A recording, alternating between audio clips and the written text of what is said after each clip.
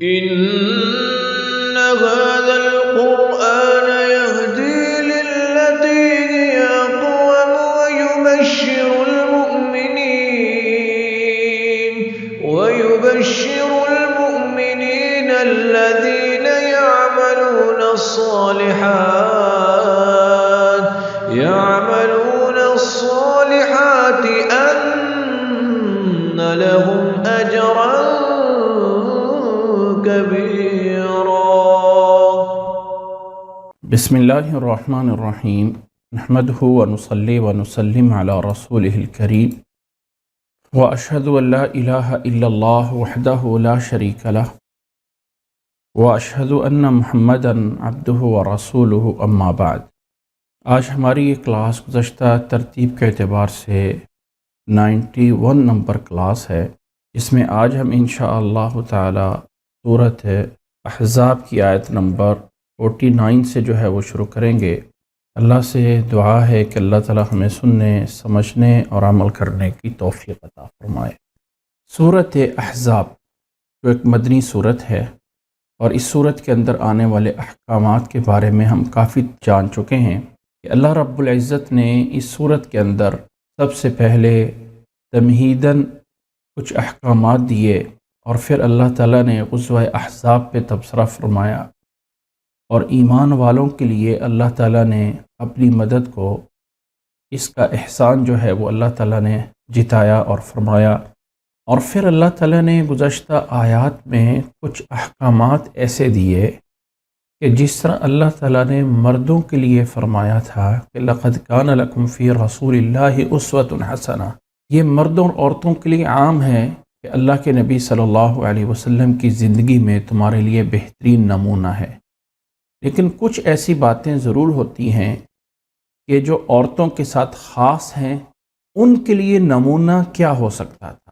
تو اللہ تعالیٰ نے اپنے نبی صلی اللہ علیہ وسلم کی بیویوں کے لیے ازواج مطہرات امہات المؤمنین رضی اللہ تعالی علیہن، ان کے بارے میں کچھ احکامات دیے، اور مخاطب کیا گیا تمام عورتوں کو کہ اس طرح کر کے تمہارے لیے بنیادی اصول ہونے چاہیے، اور یہ تمہارے لیے نمونہ ہے. اور اللہ کے نبی صلی اللہ علیہ وسلم کے لیے، جو آپ صلی اللہ علیہ وسلم کی 9 بیویاں ایک وقت میں موجود تھیں، اس سے بھی بڑی حکمت یہ تھی کہ اللہ کے نبی صلی اللہ علیہ وسلم کی زندگی کے وہ پہلو جو گھر کے اندر ہوتے ہیں، جو رات میں ہوتے ہیں، آگے امت تک اللہ کے نبی صلی اللہ علیہ وسلم کی بیویوں کے ذریعے اس کو آگے پہنچایا جائے. اس طرح کے تمام احکامات اللہ تعالیٰ نے فرمائے. اور ان آیات میں ایک بہت اہم آیت بھی آئی کہ اللہ تعالیٰ نے فرمایا ما کان محمد ابا احد من رجالکم ولکن رسول اللہ وخاتم النبیین، کہ اللہ کے نبی صلی اللہ علیہ وسلم مردوں میں سے تم میں سے کسی کے باپ نہیں ہیں، اور وہ خاتم النبیین ہیں، ان کے بعد کسی نبی نے نہیں آنا ہے. اللہ تعالیٰ نے ایک بہت واضح اعلان فرمایا، اور پھر کچھ نصیحتوں کے بعد ابھی اس آیت نمبر 49 سے ایک اور احکامات شروع ہوتے ہیں. تو اللہ تعالیٰ نے فرمایا اعوذ باللہ من الشیطان الرجیم بسم اللہ الرحمن الرحیم یا ایہا الذین آمنوا، اے ایمان والو، اذا نکحتم المؤمنات ثم طلقتموہن من قبل ان تمسوہن فما لکم علیہن من عدت تعتدونہا فمتعوہن وسرحوہن سراحا جمیلا.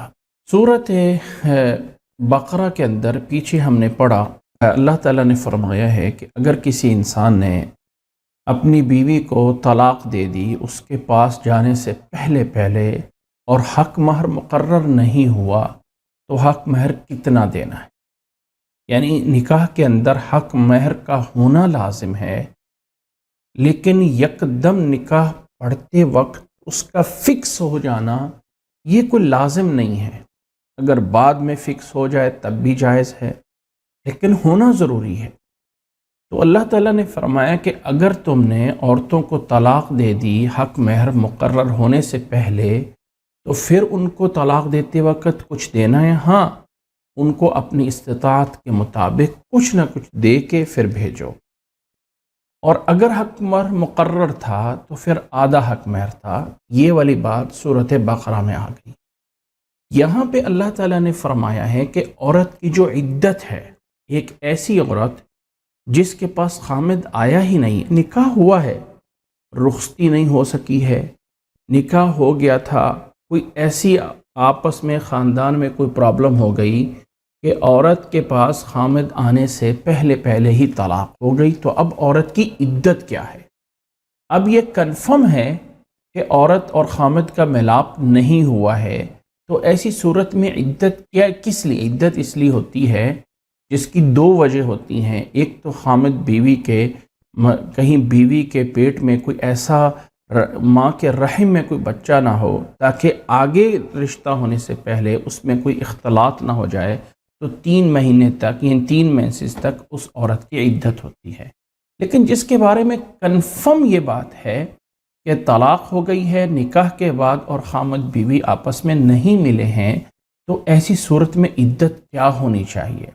تو اس کو اللہ تعالیٰ نے اس آیت میں بیان فرمایا کہ اے ایمان والو، اذا نکحتم المؤمنات، جب تم ایمان والیوں سے نکاح کر لو، ثم طلقتموہن من قبل ان تمسوہن، پھر اگر تم ان کو طلاق دے دو، من قبلی، اس سے پہلے کہ ان تمسوہن، تم ان کو چھوو، ان کو چھونے سے پہلے، یعنی ان کے پاس جانے سے، ان سے ملاپ سے پہلے طلاق ہو گئی ہے، تو اب ان عورتوں کی عدت کتنی ہے؟ فَمَا لَكُمْ عَلَيْهِنَّ مِنْ عِدَّةٍ تَعْتَدُّونَهَا، نہیں ہے تمہارے ذمے اس عورت کی کوئی عدت جس کو وہ گزارے، یعنی اس کی کوئی عدت نہیں ہے جسے تم کوئی شمار کرو یا وہ گزارے، من عدَّةٍ تَعْتَدُّونَهَا، جسے تم شمار کرو۔ جس عورت کی طلاق ہو گئی خامد سے ملنے سے پہلے اس کی کوئی عدت نہیں ہے، فَمَتِّعُوهُنَّ، ہاں اتنا ضرور ہے کہ اب اگر طلاق دی جا رہی ہے تو کچھ نہ کچھ انہیں دے کر بھیجو، کچھ نہ کچھ دینا چاہیے وسعت کے مطابق، یہ نہیں ہے کہ بالکل خالی ہاتھ جو ہے وہ چھوڑ دیا جائے۔ فَمَتِّعُوهُنَّ، بس انہیں جو ہے متاع کے طور پہ کوئی نہ کوئی، کچھ نہ کچھ انہیں جو ہے وہ دیا جائے انسان کے اس استطاعت کے مطابق۔ وَسَرِّحُوهُنَّ سَرَاحًا جَمِيلًا، اب یہ فَمَتِّعُوهُنَّ کس صورت میں ہے؟ اگر حق مہر مقرر نہیں، اور اگر حق مہر مقرر ہے تو پھر آدھا حق مہر جو ہے وہ اس عورت کو دینا ہوتا ہے، اور انہیں چھوڑنا ہے تو ایک اچھے انداز سے، ایک بھلے طریقے سے انہیں رخصت کرو۔ سَرِّحُوهُنَّ، انہیں چھوڑو، سَرَاحًا جَمِيلًا، ایک اچھے انداز سے، ایک جمیل اور خوبصورت طریقے سے انہیں رخصت کیا جائے۔ تو اس آیت میں عورت کی عدت جسے اس صورت میں کیا ہونی چاہیے، یہ اللہ تعالیٰ نے ایک حکم یہ اس آیت میں عطا فرما دیا۔ آگے اللہ تعالیٰ نے فرمایا ہے، یا ایہا النبی، اے نبی، انا احللنا لک ازواجک اللاتی آتیت اجورہن وما ملکت یمینک مما افاء اللہ علیک، اے نبی صلی اللہ علیہ وسلم، انا، بے شک ہم نے، حلال کیا ہے تیرے لیے، ازواجک، تیری وہ بیویاں، اللاتی آتیت اجورہن، وہ بیویاں جنہیں تم ان کی اجرت، ان کا حق مہر انہیں دے چکے ہو، وما ملکت یمینک، اور وہ باندیاں جس کے تمہارے دائیں ہاتھ مالک بنے ہیں، یعنی وہ عورتیں جو تمہارے پاس مال غنیمت میں سے، مما افاء اللہ علیک، جو مال غنیمت میں سے آپ کے حصے میں آئی ہیں، وہ آپ کے لیے ہم نے حلال کی ہیں۔ اے نبی صلی اللہ علیہ وسلم، بے شک آپ کی بیویاں جن کے آپ حق مہر ادا کر چکے ہیں وہ بھی، اور وہ باندیاں جو آپ کو مال غنیمت میں ملی ہیں، یہ ہم نے آپ کے لیے حلال کی۔ اسی طرح وَبَنَاتِ عَمِّكَ وَبَنَاتِ عَمَّاتِكَ وَبَنَاتِ خَالِكَ وَبَنَاتِ خَالَاتِكَ اللَّاتِي هَاجَرْنَ مَعَكَ، اسی طرح ہم نے آپ کے لیے وہ عورتیں، بنات عمی کا، آپ کے چاچا زاد، مطلب یعنی چاچے کی بیٹیاں، و بنات عماتی کا، اور پھوپھی زاد یعنی پھوپھی کی بیٹیاں، و بنات خالقہ، اسی طرح جو آپ کے ماموں کی کوئی بیٹیاں ہوں، اسی طرح وہ بناتی خالاتی کلاتی ہاجرن معک، اور آپ کی خالاؤں کی وہ بیٹیاں جنہوں نے ہجرت کی ہے آپ کے ساتھ، ان تمام کو ہم نے حلال کیا ہے کہ کن کو، جن سے آپ نکاح کر کے جن کے حق مہر دے چکے ہو، ان میں سے آپ کے ان خاندان کی عورتوں میں سے ہم نے آپ کے لیے حلال کی ہیں، ہم نے آپ کے لیے حلال کر دی ہیں وہ عورتیں جو آپ کی بیویاں ہیں جنہیں آپ حق مہر دے چکے ہو، اور ایسے ہی جن سے آپ نے جو آپ کی باندیاں آپ کے پاس مال غنیمت میں آئی ہیں، اور اسی طرح آپ کے لیے حلال کی ہیں، یعنی جن سے آپ نکاح کر سکتے ہیں، وہ ہیں آپ کے جو ہے وہ چاچا زاد، آپ کی پھوپھی زاد، آپ کی یعنی خالہ ماموں زاد اور خالہ زاد، جنہوں نے وہ خالائیں اللہ تھی ہاجرن معک، جنہوں نے آپ کے ساتھ ہجرت کی ہے، اللہ تعالیٰ نے یہ آپ کے لیے حلال کی ہیں۔ اب یہاں آگے جانے سے پہلے یہاں تک بات سمجھ لیجئے کہ اللہ تعالیٰ نے اپنے نبی صلی اللہ علیہ وسلم سے فرمایا ہے کہ جو آپ کی بیویاں ہیں جن کو آپ نے حق مار دیا ہوا ہے وہ تو آپ کی بیویاں ہیں، وہ آپ کے لیے حلال ہیں۔ جو آپ کی باندیاں ہیں جو مال غنیمت میں آپ کے حصے میں آ جائیں وہ بھی آپ کے لیے حلال ہے۔ اسی طرح خاص طور پہ چند چیزیں بتا دیں، یعنی ظاہر ہے کہ چاچا زاد، پھوپھی زاد، ماموں زاد، خالہ زاد یہ تو حلال ہی ہوتی ہیں، یعنی یہ غیر محرم ہے، ان سے نکاح ہو سکتا ہے۔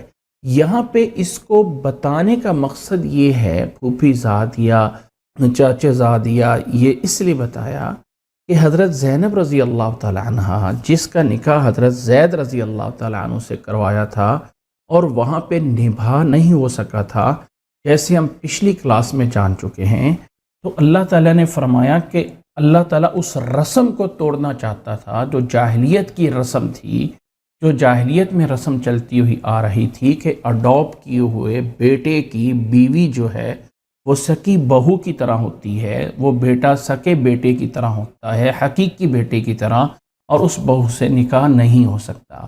اب حضرت زینب رضی اللہ تعالی عنہ اللہ کے نبی صلی اللہ علیہ وسلم کی پھوپھی ذات تھی، اس لحاظ سے تو نکاح ہو سکتا ہے، لیکن چونکہ زید کی بیوی ہو گئی تھی، نکاح ہو گیا تھا، اور وہ آپ کا اڈاپٹ کیا ہوا بیٹا تھا، اس بیٹے کی جو بیوی ہے وہ آپ صلی اللہ علیہ وسلم کے لیے حلال ہونا، یعنی وہ بیٹا جو ہے وہ حقیقی بیٹا بن جاتا ہے، اس رسم کو ختم کرنا تھا، تو اس کا حضرت زینب رضی اللہ تعالی عنہ کا نکاح نبی صلی اللہ علیہ وسلم سے کروایا، اور یہاں پہ اس بات کو صرف جتایا کہ یہ تو حلال ہوتی ہیں نا، ان سے تو نکاح ہو سکتا ہوتا ہے نا، یہ تو نہیں ہے کہ اب جو مطلب پھوپھی زاد ہے تو اس سے نکاح نہیں ہو سکتا، اس سے تو ہو سکتا ہے نکاح۔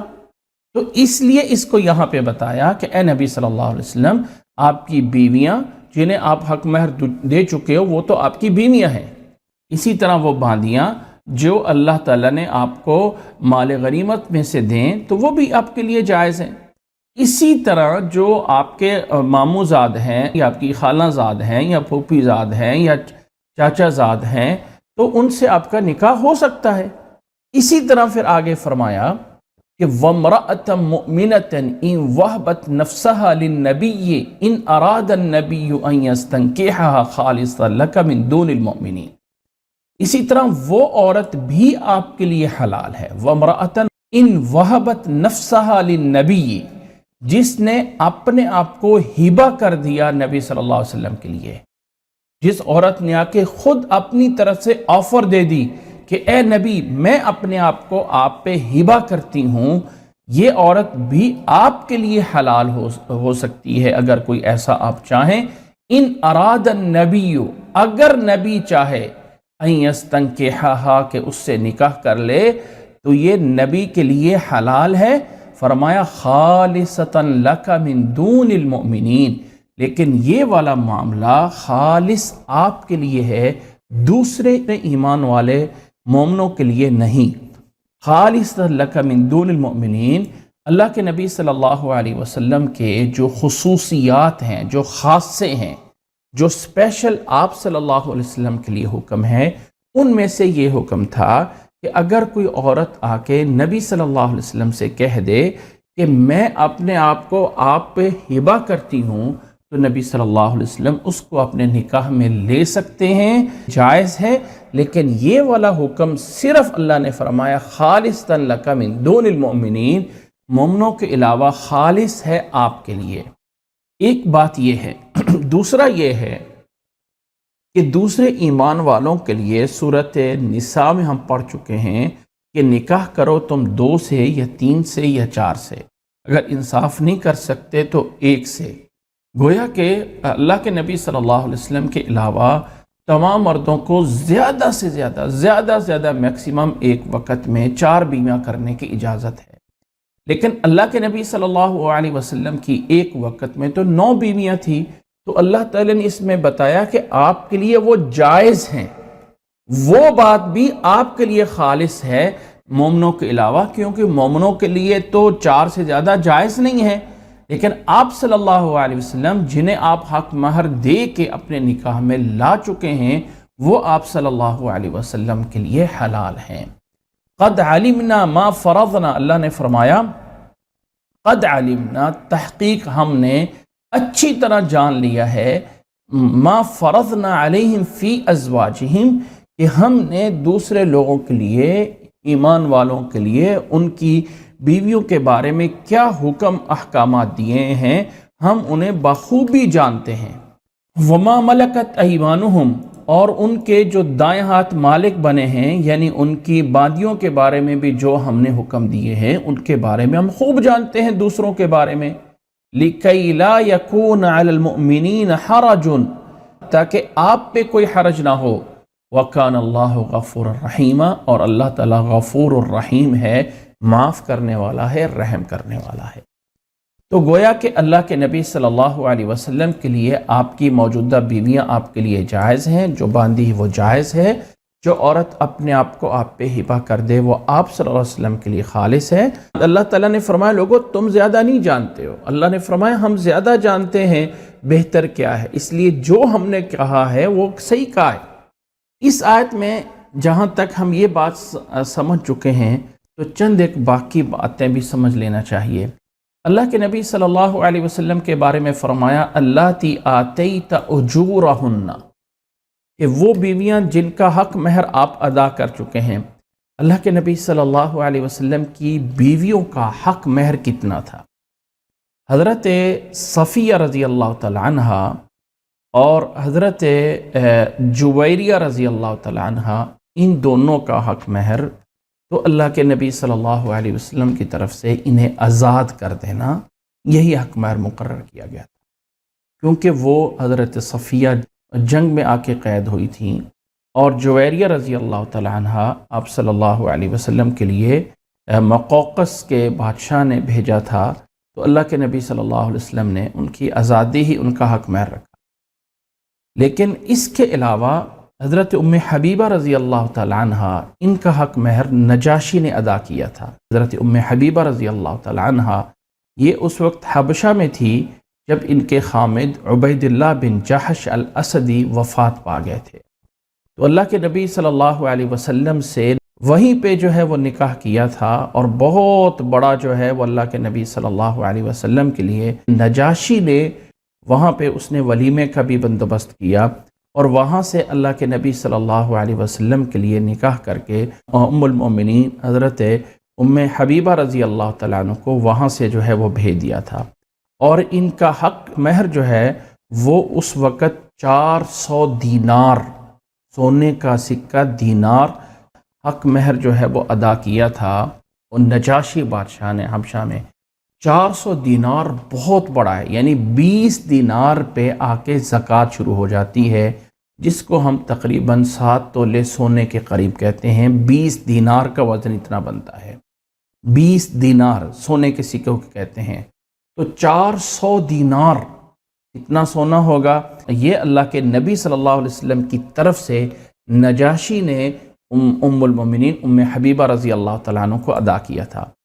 اس کے علاوہ جو باقی امہات المومنین ہیں، ان کے بارے میں جو حق مہر آتا ہے، احادیث میں امام مسلم رحمہ اللہ نے جس روایت کو حضرت عائشہ رضی اللہ تعالیٰ عنہ سے نقل کیا ہے کہ اللہ کے نبی صلی اللہ علیہ وسلم کی بیویوں کا جو حق مہر تھا وہ فرمایا تھا 12 اوقیہ چاندی ہے. ایک اوقیہ کے اندر جو ہے وہ 40 درہم ہوتے ہیں. کہ اس وقت 2 سکے ہوتے تھے، ایک دینار اور ایک درہم. درہم چاندی کا سکہ ہے. چاندی کے سکے اگر 200 ہو جائیں یہاں آ کے زکوٰۃ شروع ہوتی ہے. 200 جس کو آج کل کے اعتبار سے تقریباً 51 اور کچھ اوپر یا 52 تولے چاندی کے قریب بولا جاتا ہے جہاں سے زکوٰۃ شروع ہوتی ہے. 12 اوقیہ دینار 500 درہم بنتے ہیں. 500 درہم اس دور میں جو چاندی کے سکے تھے. اب اگر ہم انہیں جو ہے وہ بنائیں کہ کتنے گرام بنیں گے تو یہ ٹوٹل تقریباً 1487 گرام چاندی جو ہے وہ بنے گی. 1 کلو اور اوپر بھی 487 گرام. یہ 1 کلو کے اوپر اتنی چاندی آپ صلی اللہ علیہ وسلم کی ایک بیوی کا حق مہر تھا اللہ کے نبی صلی اللہ علیہ وسلم. یہ بات میں نے کیوں کہی ہے یا یہی بات ہائی لائٹ کرنے کا مقصد کیا ہے کہ اللہ تعالیٰ نے کہا ہے کہ اے نبی صلی اللہ علیہ وسلم ہم نے آپ کی بیویوں کے لیے جنہیں آپ حق مہر ادا کر چکے ہیں وہ آپ پہ حلال ہیں، اور آپ کی جو باندیاں ہیں وہ بھی آپ کے لیے حلال ہیں. باندیوں میں یہی حضرت جویریہ رضی اللہ تعالیٰ عنہ تھی جو اللہ کے نبی صلی اللہ علیہ وسلم کی بطور باندی رہی تھی. اللہ کے نبی صلی اللہ علیہ وسلم کی یہ جو بیویوں کا حق مہر ہے، یہاں سے ہمیں جان لینا چاہیے کہ حق مہر کو آج کل کے دور میں کوئی ویلیو نہیں دی جاتی. بعض جگہوں پہ اتنا اس کو جو ہے وہ بنا دیا جاتا ہے کہ خامد پہ بوجھ بنا دیا جاتا ہے جو پوری زندگی جو ہے وہ اس کو ادا نہیں کر سکتا یا بعد میں معاف کرانے کے جو ہے وہ چکر میں ہوتا ہے. اور بعض جگہوں پہ اتنا حق مہر رکھا جاتا ہے کہ شادی بیاہ کے اوپر جو ہے وہ لاکھوں خرچ کر دیے جاتے ہیں، اور حق مہر پوچھا جائے کتنا ہے تو کہتے ہیں جی ہم نے تو وہ سنت حق مہر رکھنا ہے. وہ کتنا ہے جی؟ وہ 32 روپے ہیں، 32.5 روپے. پتہ نہیں یہ کہاں سے لیا ہے، 32.5 روپے کہاں سے نکل آئے ہیں کہ اتنا حق مہر جو سنت یہ کہیں پہ نہیں آیا. اور بعض دفعہ جو 1500 5,000 حق مہر رکھا ہوا ہے اور دوسری سائڈ پہ لاکھ خرچے ہو رہے ہوتے ہیں. شادی بیاہ کے اندر اسلامی اعتبار سے جہاں پہ خرچہ جو ہے وہ کیا جا سکتا ہے وہ 2 چیزیں ہیں، ایک حق مہر اور ایک ولیمہ. باقی کسی چیز کا کوئی خرچ نہیں آیا ہے. یہ 2 چیزیں ہیں جو ایک شرعی لحاظ سے تقریب بنتی ہیں، یعنی جن میں کچھ نہ کچھ پیسہ دینا ایک شادی کے اندر شرعی لحاظ سے احکامات میں موجود ہے. تو اللہ کے نبی صلی اللہ علیہ وسلم کی ازواج المطہرات امہات المومنین کا حق مہر اتنا ہوتا تھا، کم از کم یہ مسلمان کو جاننا چاہیے. یہ آیت میں اللہ تعالیٰ نے اپنے نبی صلی اللہ علیہ وسلم کی خاص کچھ احکامات بیان فرمائے ہیں. آگے پھر اللہ تعالیٰ نے فرمایا اگلی آیت میں ترجی من تشاء منہن. ترجی اور ارجا بولا جاتا ہے کسی چیز کو پیچھے کرنا، یہ ارجا کے معنی میں آتا ہے کسی چیز کا پیچھے کر دینا. اور تؤوی کا معنی ہوتا ہے کسی چیز کو قریب کر کے اس کو پناہ دینا. ترجی من تشاء منہن، ان بیویوں میں سے جو بیویاں آپ کی ہیں ان میں سے آپ جسے چاہیں ترجی پیچھے کر لیں، وتؤوی الیک من تشاء، اور جسے چاہیں اسے جو ہے وہ اپنے قریب کرے. یعنی عام مردوں کے لیے حکم یہ ہے کہ تمام بیویوں میں برابر کا انصاف کرنا لازم اور ضروری ہے. تمام بیویوں میں اگر ایک انسان انصاف نہیں کر سکتا ہے تو اسے اجازت نہیں ہے ایک سے زیادہ شادی کرے. لیکن اللہ تعالیٰ نے اپنے نبی صلی اللہ علیہ وسلم کے لیے یہ خاصہ بھی رکھا ہے کہ آپ پہ کوئی لازم نہیں ہے. آپ کی بیویاں ہیں، ان میں سے آپ جسے چاہیں اپنے قریب کریں، جسے چاہیں اپنے سے دور کریں. اس پہ برابری کرنا آپ کے اوپر لازم نہیں ہے. یہ بھی اللہ کے نبی صلی اللہ علیہ وسلم کا خاصہ تھا. لیکن اللہ کے نبی صلی اللہ علیہ وسلم سب عورتوں میں برابری کرتے تھے، یہاں تک کہ رسول اللہ صلی اللہ علیہ وسلم فرمایا کرتے تھے کہ اے اللہ یہ میری ظاہری تقسیم ہے جو میں ہر بیوی کے پاس برابر ٹائم دیتا ہوں. یہاں تک کہ عصر اور مغرب کے درمیان تھوڑا سا ٹائم ہوتا ہے تو اللہ کے نبی صلی اللہ علیہ وسلم عصر کی نماز کے بعد تمام بیویوں کے گھر میں تھوڑا تھوڑا ٹائم جو ہے وہ گزار کے آ جاتے. ایسا بھی ہوتا تھا. پھر فرماتے اے اللہ یہ میری تقسیم ہے جو میں میرے اختیار میں جو کر رہا ہوں. اگر دلی طور پہ میرا رجحان کسی طرف زیادہ ہے حضرت عائشہ رضی اللہ تعالی عنہا کی طرف، تو اے اللہ یہ میرے اختیار میں نہیں ہے. لیکن اللہ تعالیٰ نے آپ صلی اللہ علیہ وسلم کو فرمایا تھا کہ آپ پہ یہ لازم نہیں ہے. اصل میں نبی صلی اللہ علیہ وسلم کے اوپر بہت بڑا بوجھ تھا اللہ کے پیغام کو پہنچانا، بہت بڑی ذمہ داری تھی. تو اللہ تعالیٰ نے اپنے نبی صلی اللہ علیہ وسلم کے لیے جو ایک گھر کا سکون ہوتا ہے اس کے لیے آسانیاں فرمائیں، تاکہ باہر جا کے جس انسان نے بہت بڑا اپنے کندھوں پہ بوجھ اٹھانا ہے تو گھر میں کم از کم اس کو یہ نہ ہو کہ یہ نہیں کیا اور وہ نہیں کیا، یہ نہیں کیا اور وہ نہیں کیا. تو اللہ تعالیٰ نے اپنے نبی صلی اللہ علیہ وسلم کے لیے یہ خصوصی احکامات دیے. پھر فرمایا کہ اے نبی صلی اللہ علیہ وسلم آپ جس کو چاہیں ترجی من تشاء منہن وتؤوی الیک من تشاء، جس کو چاہیں پیچھے کریں اور جس کو چاہیں آگے کر لیں، اور پھر جن کو آپ پیچھے کر چکے ہیں ان میں سے کسی کو آگے کرنا چاہیں تب بھی آپ کو اجازت ہے. فرمایا وَمَنِ ابْتَغَيْتَ، اور جسے آپ چاہیں ممن عزلت، جس سے آپ یعنی پیچھے ہوئے ہوں تو اس کو اگر آپ چاہیں تو فلا جناح علیک، آپ پر اس پہ کوئی حرج نہیں ہے. پھر آگے فرمایا ذالک ادنا، یہ زیادہ قریب ہے، ان تقر اعینہن، کہ ان بیویوں کی آنکھیں جو ہے وہ ٹھنڈی ہوں، ولا یحزن، اور غم نہ کھائیں، ویرضین، اور راضی ہو جائیں، بما آتیتہن کلہن، جو آپ ان سب کو جو ہے وہ دے رہے ہیں. واللہ یعلم ما فی قلوبکم، اور اللہ تعالیٰ تمہارے دلوں کے حال کو جانتا ہے. اب یہاں پہ تھوڑا سا اشکال ہے، اور وہ اشکال یہ ہے اس آیت میں، یعنی بات سمجھنے کی ہے کہ اللہ تعالیٰ نے فرمایا کہ آپ جسے چاہے قریب کریں، جسے چاہے پیچھے کریں، اور جسے چاہے پیچھے کیے والیوں میں سے آگے کر لیں. یہ زیادہ قریب ہے کہ ان کی آنکھوں کو ٹھنڈک ہو، حالانکہ ان کی آنکھوں کو اس سے کیا ٹھنڈک ہونی ہے بیویوں کو. اب آپ کو اختیار دیا گیا کہ آپ جسے چاہیں قریب کریں، جسے چاہیں دور کریں، تو اس میں ان کی ٹھنڈک کیا ہے؟ اصل میں یہ ہے کہ اللہ تعالیٰ نے فرمایا کہ اے نبی یہ ہم نے آپ کو اختیار دے دیا، لیکن اب آپ یعنی جب آپ کے اوپر لازم نہیں ہے یہ کرنا تو آپ جتنا بھی ان کے حق میں کریں گے تو ان کی آنکھوں کی ٹھنڈک ہوگی. اب اگر لازم ہو کہ تمام بیویوں کو برابر دینا ہے، برابر ٹائم کرنا ہے، اور اللہ کے نبی صلی اللہ علیہ وسلم ایسا ہی کرتے تھے. بلکہ ایک بیوی حضرت سودا رضی اللہ تعالیٰ عنہ بوڑھی ہو گئی. اللہ کے نبی صلی اللہ علیہ وسلم کو یہ اشکال ہوا کہ اب میں ان کے پاس اس طرح کا دوسری بیویوں کی طرح جیسے تعلقات ہیں وہ ان کے ساتھ قائم نہیں کر سکتا ہوں. تو جب وہ بوڑھی عورت ہیں، بوڑھی خاتون ہیں، تو اب میرے اوپر کہیں گناہ نہ ہو جائے، تو ان کو باوجود اس کے کہ ان کو کفالت ہوگی، سب کچھ ہوگا، لیکن ان کو اپنے طلاق سے الگ کرنا چاہا. تو حضرت ام سودا رضی اللہ تعالیٰ عنہ نے انہوں نے اللہ کے نبی صلی اللہ علیہ وسلم سے گزارش کی اپنی طرف سے کہ میں آپ کو اجازت دیتی ہوں، آپ نے جو میرا ٹائم ہے وہ آپ حضرت عائشہ رضی اللہ تعالیٰ عنہ کو دے لیا کریں، لیکن مجھے اپنے نکاح میں رکھیں. تو اللہ کے نبی صلی اللہ علیہ وسلم نے اس بات کو قبول فرما لیا. تو اللہ کے نبی صلی اللہ علیہ وسلم نے حضرت سودا رضی اللہ تعالیٰ عنہ کو پھر بھی اپنی زوجیت میں رکھا. مین چیز یہ ہے کہ اپنی طرف سے اللہ کے نبی صلی اللہ علیہ وسلم پورا کرتے تھے، لیکن اللہ کی طرف سے آپ پہ لازم نہیں تھا. تو جب اللہ کی طرف سے آپ پہ لازم نہیں تھا تو بیویوں کی طرف جتنا بھی تھوڑا سا ہونا یہ ان کے لیے آنکھوں کی ٹھنڈک تھی، اور وہ غم نہ کھائیں اور اس پہ راضی ہو جائیں جو بھی آپ ان کو دیں. پھر اللہ نے فرمایا واللہ یعلم ما فی قلوبکم، دلوں میں کچھ ہوتا ہے نا اوپر نیچے، وہ اللہ جانتا ہے، اللہ تعالیٰ جانتا ہے. اور اللہ نے جو احکامات دیے ہیں وہ حکمت کے ساتھ دیے ہیں. اپنے نبی صلی اللہ علیہ وسلم کے لیے جو اللہ تعالیٰ نے احکامات دیے ہیں یہ چیزیں امت کو سنائی جا رہی ہیں. کیوں؟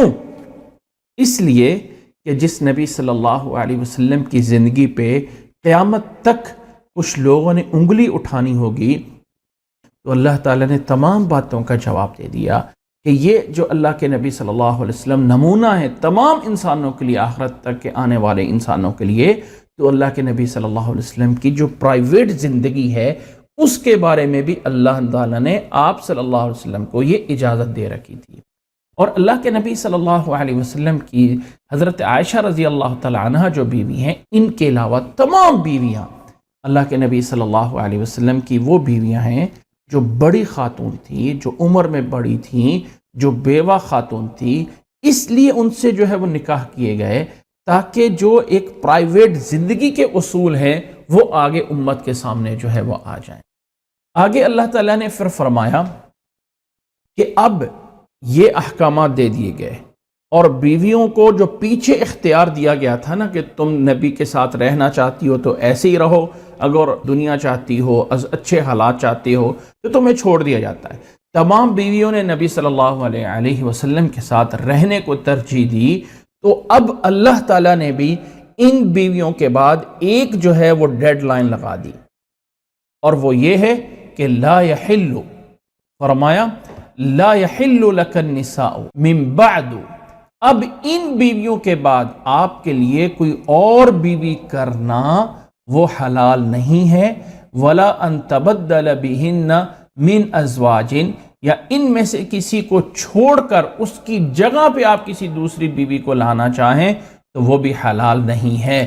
ولو اعجبک حسنہن، اگرچہ آپ کو کوئی خوبصورت یعنی کسی کا حسن ہی کیوں نہ ہو، اس کے باوجود بھی کوئی بھی چیز اچھی لگے تو اب ان بیویوں کے بعد آپ کے لیے کوئی جائز نہیں ہے۔ یہ ایک بات ہے جو اللہ کے نبی صلی اللہ علیہ وسلم کی بیویوں کے حق میں کی گئی کہ جب انہوں نے آپ صلی اللہ علیہ وسلم کے ساتھ رہنے کو ترجیح دی ہے تو اب ان کے لیے یہ ہے کہ اب آپ یہی رکھیں، ان میں سے کسی کو الگ کرنا یا اس کی جگہ پہ کسی کو لانا یا کسی اور کو لے کے آنا، یہ جو ہے وہ آپ کے لیے حلال نہیں ہے۔ الا ما ملکت یمینک، سوائے اس کے کہ کسی جنگ میں کوئی مال غنیمت میں کوئی باندیاں آ جاتی ہیں تو وہ ایک الگ بات ہے۔ وَكَانَ اللَّهُ عَلَى كُلِّ شَيْءٍ رَقِيبًا، اور اللہ تعالیٰ ہر چیز پہ پوری طرح نگہبان ہے، یعنی اللہ تعالیٰ سے کوئی چیز مخفی نہیں ہے، اللہ تعالیٰ سے ہر چیز جو ہے واضح ہے اور اللہ تعالیٰ سے کوئی چیز مخفی نہیں ہے۔ اب یہ تمام باتیں کیوں بتائی گئی؟ اس لیے کہ اللہ کے نبی صلی اللہ علیہ وسلم کا نکاح حضرت زینب رضی اللہ تعالیٰ عنہ سے ہو گیا تھا، اور حضرت زینب رضی اللہ تعالیٰ عنہ اللہ کے نبی صلی اللہ علیہ وسلم کے اڈاپٹ کیے ہوئے بیٹے زید بن حارثہ رضی اللہ تعالیٰ عنہ کی بیوی رہ چکی تھی، ان کی طلاق ہو گئی تھی، اللہ کے نبی صلی اللہ علیہ وسلم سے نکاح ہو گیا تھا۔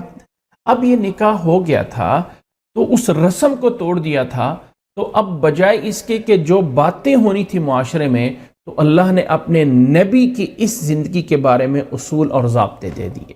نبی کو یہ اجازت ہے، نبی کو وہ اجازت ہے، نبی کو وہ اجازت ہے۔ اجازت دینے کے بعد پھر آخر میں فرما دیا کہ اب جب نکاح ہو چکے ہیں تو اب آپ صلی اللہ علیہ وسلم ان کے علاوہ کہیں اور نکاح نہیں کر سکتے ہیں۔ یہ تمام باتیں اللہ تعالیٰ نے بتائیں، اور ان احکامات کے پیچھے آپ صلی اللہ علیہ وسلم کی اس زندگی کو ہائی لائٹ کرنا مقصد وہ بنیاد جو حضرت زینب رضی اللہ تعالیٰ عنہ کے نکاح کی تھی اس کے اصول اور ضابطے بیان کرنے تھے۔ آگے اللہ تعالیٰ نے اب اس مسئلے میں تھوڑا سا اور مسئلہ ساتھ بیان کر دیا اور فرمایا یا ایھا الذین آمنوا، اے ایمان والو، لا تدخلوا بیوت النبی الا ان یؤذن لکم۔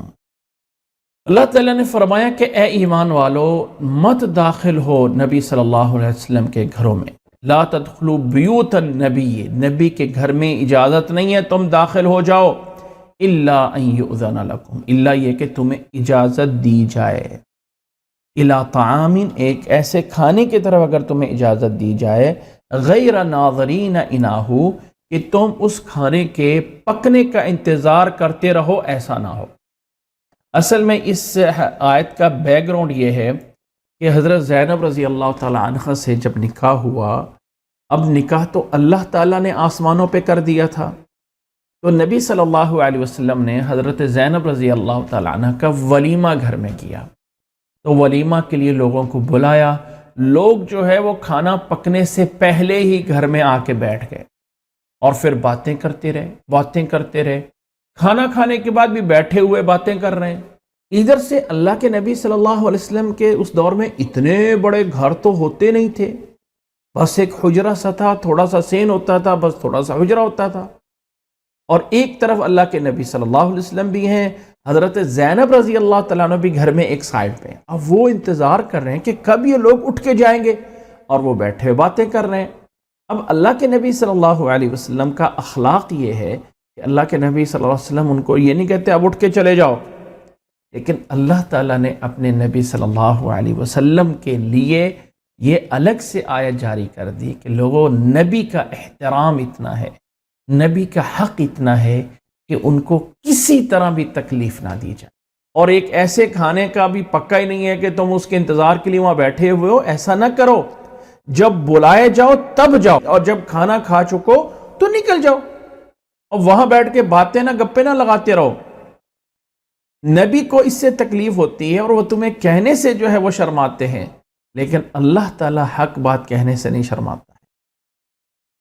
اللہ اکبر۔ نبی صلی اللہ علیہ وسلم کے بارے میں بظاہر اگر دیکھا جائے تو یہ ایک چھوٹی سی بات تھی، آخر اتنی بڑی اہمیت دینا کہ اسے قرآن مجید کی آیت بنا کے نازل کیا جانا، اس سے یہ ہے کہ جس چیز سے نبی صلی اللہ علیہ وسلم کو تھوڑی سی بھی تکلیف ہو سکتی ہو، اسلام میں وہ جائز نہیں ہے۔ اس آیت کے ترجمے پہ غور کیجئے، یا ایھا الذین آمنوا، اے ایمان والو، لا تدخلوا بیوت النبی، نبی کے گھر میں داخل نہ ہو، الا ان یؤذن لکم، الا یہ ہے کہ یؤذن اجازت دی جائے، لکم تمہیں، الی طعام، ایک ایسے کھانے کی طرف، غیر ناظرین اناہ، کہ نہ ہو تم ناظرین انتظار کرنے والے، اناہ اس کے پکنے کی، لیکن ولیکن اذا دعیتم، جب تمہیں بلایا جائے، فادخلوا تو داخل ہو جاؤ، فاذا طعمتم، جب تم کھانا کھا چکو، فانتشروا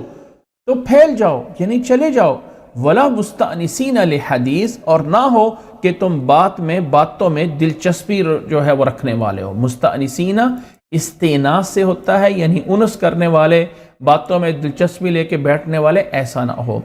ان ذالکم، بے شک یہ، کان یؤذی النبی، نبی کو تکلیف دیتا ہے، فیستحی منکم، وہ تم سے جو ہے وہ حیا کرتے ہیں، شرماتے ہیں، واللہ لا یستحی من الحق، لیکن اللہ تعالی حق بیان کرنے سے شرماتا نہیں ہے۔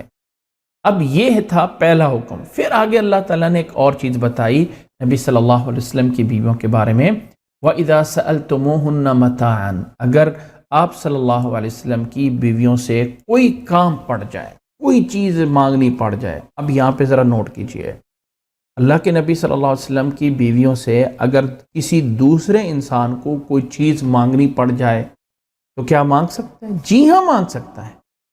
اور یہ پیچھے بھی میں نے بتایا تھا کہ عورت کے لیے جو اصل چیز منع ہے کہ غیر کسی آدمی سے اتنی نرمی سے بات کرنا کہ یعنی آگے والے کے دل میں کوئی لالچ پیدا ہو جائے، وہ منع ہے، لیکن ایک معروف طریقے سے رہتے ہوئے کسی غیر آدمی سے پردے میں رہ کے بات کرنا، ضرورت کی کوئی چیز لے اور دے لینا، تو یہ منع نہیں ہے۔ فرمایا وَإِذَا سَأَلْتُمُوهُنَّ مَتَاعًا، اگر نبی کی بیویوں سے تمہیں کوئی سامان، کوئی چیز لینی ہو تو فَاسْأَلُوهُنَّ مِنْ وَرَاءِ حِجَاب، پردہ اور حجاب کا حکم آ گیا، ذَلِكُمْ أَطْهَرُ لِقُلُوبِكُمْ وَقُلُوبِهِنَّ، یہ زیادہ پاک کرنے والا ہے، زیادہ تمہارے دلوں کو اور ان کے دلوں کو پاک کرنے والی چیز ہے کہ پردے کے اندر رہ کے بات کرنی ہے، کوئی چیز لینی یا دینی ہو۔ وَمَا كَانَ لَكُمْ أَن تُؤْذُوا رَسُولَ اللَّهِ، نہیں ہے تمہارے لیے جائز، ان تؤذوا رسول اللہ، کہ اللہ کے رسول کو کوئی تکلیف پہنچاؤ، ولا ان تنکحوا ازواجہ من بعدہ ابدا، اور نہ ہی تم نکاح کر سکتے ہو ازواجہ، آپ کی بیویوں سے، من بعدہ، اللہ کے نبی صلی اللہ علیہ وسلم کے بعد کبھی بھی۔ ان ذالکم کان عند اللہ عظیما، ان میں سے اگر کوئی بھی تم نے غلطی کی تو اللہ تعالیٰ کے ہاں وہ بہت بڑا گناہ ہے۔ اللہ تعالیٰ نے اپنے نبی صلی اللہ علیہ وسلم کی بیویوں کے لیے فرمایا، ایک تو ان کے ساتھ کوئی چیز لینا ہو، کوئی بات کرنا ہو تو من وراء حجاب، پردے کے پیچھے، نمبر ایک، ذالکم اطہر لقلوبکم وقلوبہن، یہ ایک حکم۔ آگے فرمایا وما کان لکم ان تؤذوا رسول اللہ، رسول اللہ صلی اللہ علیہ وسلم کو کسی طرح کی تکلیف نہیں دی جا سکتی۔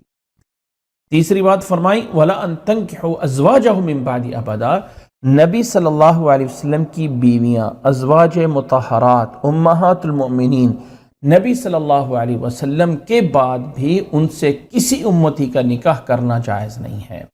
إِنَّ ذَلِكُمْ كَانَ عِندَ اللَّهِ عَظِيمًا، یہ والی چیزیں اللہ تعالیٰ کے ہاں بہت بڑی چیزیں۔ آگے فرمایا ان تبدو شیئا او تخفوہ فإن اللہ کان بکل شیء علیما، یاد رکھ لو لوگو، اگر تم کوئی چیز ظاہر کرتے ہو او تخفوہ یا کسی چیز کو چھپاتے ہو تو اللہ تعالیٰ سے کوئی چیز پوشیدہ نہیں ہے۔ فإن اللہ کان بکل شیء علیما، اللہ تعالیٰ ہر چیز کو پوری طرح جاننے والا ہے۔ تو اللہ تعالیٰ نے اپنے نبی صلی اللہ علیہ وسلم کو تھوڑی سی تکلیف دینا بھی اس کو برداشت نہیں کیا ہے۔ یہاں پہ ایک بات یاد رکھ لیجئے، نبی صلی اللہ علیہ وسلم کی دو حیثیتیں ہیں، دو سائیڈیں ہیں۔ ایک سائیڈ سے اللہ کے نبی صلی اللہ علیہ وسلم ایک انسان اور بشر ہیں، آپ صلی اللہ علیہ وسلم محمد ابن عبداللہ ہیں، اور ایک دوسری آپ صلی اللہ علیہ وسلم کی سائیڈ ہے یا دوسرا ایک مرتبہ ہے، اور وہ یہ ہے کہ آپ محمد الرسول اللہ ہے، اللہ کے رسول ہے۔ اگر کسی نے آپ صلی اللہ علیہ وسلم کے ایز اے انسان دنیاوی زندگی میں کسی نے آپ کو تکلیف دینے کی کوشش کی ہے ایز اے محمد ابن عبداللہ، تو آپ صلی اللہ علیہ وسلم نے بدلہ نہیں لی۔ وہ لبید بن عاصم جس نے آپ پہ جادو کرنے کی کوشش کی تھی، اللہ کے نبی صلی اللہ علیہ وسلم کے سامنے اقرار کر لیا، اللہ کے نبی صلی اللہ علیہ وسلم نے اس کو چھوڑ دیا، اس کو کچھ نہیں کہا۔ لیکن اگر کسی نے نبی صلی اللہ علیہ وسلم کے ایز اے رسول ہونے کی توہین کی ہے تو اللہ کے نبی صلی اللہ علیہ وسلم نے اسے معاف نہیں کیا۔ مدینہ کے اندر ایک شخص تھا، کعب بن اشرف، یہودی تھا، بہت بڑے قلعے کا مالک تھا۔ اللہ کے نبی صلی اللہ علیہ وسلم کے مدینہ آنے کے بعد اللہ کے نبی صلی اللہ علیہ وسلم کے بارے میں برے اشعار کہتا تھا، وہ ایک دور عربوں میں ایسا تھا کہ جس میں شعر شاعری کی بڑی بات ہوتی ہے، اور وہ نبی صلی اللہ علیہ وسلم کے حق میں برے الفاظ بولتا تھا ایز اے رسول کو، اور باقاعدہ مکہ میں گیا اور مکہ والوں سے جا کے جو ہے وہ اظہار افسوس کیا اور ان کے ساتھ اپنی ہمدردیاں جتائیں، اور ادھر مدینہ میں آ کے نبی صلی اللہ علیہ وسلم کے بارے میں برے برے الفاظ اور برے برے اشعار کہتا تھا۔ تو اللہ کے نبی صلی اللہ علیہ وسلم نے ایک صحابی کو، حضرت عبداللہ بن مسلمہ کو، اور اس طرح کر کے کچھ اور صحابہ کو بھیج کر اسے خفیتاً قتل کروا دیا تھا، کعب بن اشرف یہودی کو۔ اسی طرح جب مکہ فتح ہوتا ہے تو اللہ کے نبی صلی اللہ علیہ وسلم نے سب لوگوں کو معافی دے دی، سوائے چند لوگ کہ جن کے بارے میں حکم تھا کہ اگر یہ کعبے کے غلاف کے اندر بھی لٹکے ہوئے ہوں تو انہیں وہاں پر بھی قتل کر دیا جائے، جس میں ایک خطل نامی ایک شخص تھا جس کا جرم یہ تھا کہ وہ اللہ کے نبی صلی اللہ علیہ وسلم کے لیے ایز اے رسول ہونے کی آپ صلی اللہ علیہ وسلم کی ہجو یعنی توہین کیا کرتا تھا، آپ کے بارے میں برے الفاظ اور اشعار کہا کرتا تھا، جس کے قتل کرنے کا حکم دے دیا گیا۔ آج کل بہت سے لوگ یہ کہتے ہیں کہ توہین رسالت پہ کوئی شریعت میں قانون سازی نہیں ہے، اس توہین پہ کوئی قانون نہیں ہے۔ ہاں، حکومت اپنے طور پہ بنا سکتی ہے، لیکن ایسا نہیں ہے۔ جس نبی کے گھر میں تھوڑی دیر لوگوں کے بیٹھنے کی وجہ سے اس کو تکلیف ہوتی ہے اور اللہ نے قیامت تک اسے جو ہے وہ منع کر دیا، کیا اس نبی صلی اللہ علیہ وسلم کے بارے میں اللہ تعالیٰ نے کوئی حکم نہیں دیا؟ اللہ کے نبی صلی اللہ علیہ وسلم کی زندگی میں یہ واقعات موجود ہیں، اس لیے کسی کو یہ جرت نہیں ہونی چاہیے کہ اللہ کے نبی محمد صلی اللہ علیہ وسلم کے بارے میں کوئی برے الفاظ بولے جائیں، کوئی بری طرح کوئی گستاخی کی جائے، اور اسلام کے اندر یہ اجازت ہے، بلکہ یہ کیا جائے گا اس گستاخ رسول کو قتل کر کے۔ اللہ کے نبی صلی اللہ علیہ وسلم کے بارے میں یہ اللہ تعالیٰ نے احکامات دیے، اور آگے اللہ تعالیٰ نے فرمایا لا جناح علیہن فی آبائہن ولا ابنائہن ولا اخوانہن ولا ابناء اخوانہن ولا ابناء اخواتہن ولا نسائہن ولا ما ملکت ایمانہن واتقین اللہ ان اللہ کان علی کل شیء شہیدا۔ جب نبی صلی اللہ علیہ وسلم کی بیویوں میں حجاب اور پردے کا حکم دیا تو اب اللہ نے فرمایا کہ ہاں اگر ان کے پاس کوئی لین دین کرنے کے لیے ان کے اپنے محرم میں سے کوئی آتا ہے، یعنی ایسے رشتے جو ہیں ہی رشتہ دار، لا جناح علیہن فی آبائہن، ان کے آبا یعنی ان کے باپوں کے پاس آنے میں، ان کے باپوں کا بغیر حجاب کے اللہ کے نبی صلی اللہ علیہ وسلم کی بیویوں کے جو والد ہیں، والدین ہیں، ان کی جو ہے وہ بغیر پردے کے آنا، اس پہ کوئی حرج نہیں ہے۔ ولا ابنائہن، اور نہ ہی ان کی کسی اولاد پہ، ولا اخوانہن، اور نہ ہی ان کے بھائیوں پہ، ولا ابنائی اخوانہن، اور نہ ہی بھانجوں پہ، ولا ابنائی اخواتہن، اور نہ ہی بھتیجوں پہ، ولا نسائہن، اور نہ ہی کوئی اور عورتوں پہ، ولا ما ملکت ایمانہن، اور نہ ہی ان متحد غلام اور باندیوں پہ، ان پر کوئی ذمہ داری نہیں ہے کہ وہ اللہ کے نبی صلی اللہ علیہ وسلم کی بیویوں پہ یا بیویاں ان سے لازمی حجاب اور پردہ کریں۔ جو اس طرح کے رشتہ دار ہیں ان سے اجازت ہے۔ واتقین اللہ، لیکن اللہ تعالیٰ سے ڈرتی رہیں۔ ان اللہ کان علی کل شیء شہیدا، اللہ تعالیٰ ہر چیز پہ پوری طرح گواہ ہے۔ اللہ تعالیٰ سے کوئی چیز پوشیدہ نہیں ہے، اللہ تعالیٰ ہر چیز پہ پوری طرح گواہی دینے والا ہے۔ یہ چیز اللہ کے نبی صلی اللہ علیہ وسلم کی بیویوں میں بتا دی گئی تاکہ دوسری عورتیں، جو عورتیں جن کے لیے امہات المومنین کو نمونہ بنایا گیا ہے، انہیں بھی اس بات کا جو ہے وہ پتہ چل جائے، انہیں بھی یہ علم ہو جائے کہ نبی صلی اللہ علیہ وسلم کی بیویوں کا یہ نمونہ تھا۔ جو تو محرم رشتے ہیں، باپ ہے، بھائی ہے، بہن ہے، بیٹا ہے، کوئی اور کسی خامد سے کوئی بیٹا ہو یا اپنے بھانجے بھتیجے، ان کے علاوہ کسی اور کے ساتھ کوئی معاملہ ہو، کوئی لین دین ہو تو وہ پردے میں ہونا چاہیے، من وراء حجاب۔ آگے ایک بہت بڑی آیت جب نبی کی عظمت چل رہی ہے تو اللہ تعالیٰ نے ایک بہت بڑی آیت میں فرمایا، او لوگو ان اللہ و ملائکتہ یصلون علی النبی یا ایہا الذین آمنوا صلوا علیہ وسلموا تسلیما۔ ان اللہ، بے شک اللہ تعالی، و ملائکتہ، اور اللہ کے فرشتے، یصلون علی النبی، نبی صلی اللہ علیہ وسلم پہ صلاۃ کرتے ہیں۔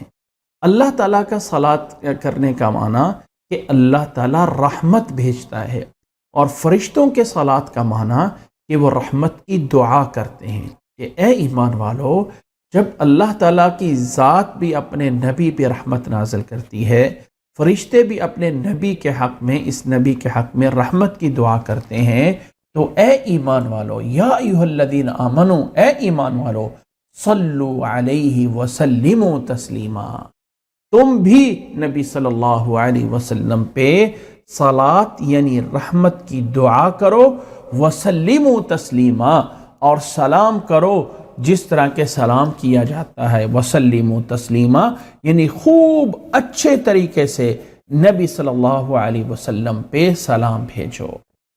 اللہ کے نبی صلی اللہ علیہ وسلم پہ یاد رکھیں کہ یہ جو ہم الفاظ اپنی زبان میں درود بولتے ہیں، درود شریف، یہ درود عربی کا لفظ نہیں ہے، یہ درود فارسی کا لفظ ہے، اور عربی زبان میں نبی کے حق میں رحمت کی دعا کرنا اسے صلاۃ الرسول بولا جاتا ہے۔ صلاۃ کئی معنوں میں آتا ہے، جن میں سے ایک معنی ہے رحمت، تو رحمت کی دعا کرنا، رحمت کا ہونا، یہ وہ والا صلاۃ ہے۔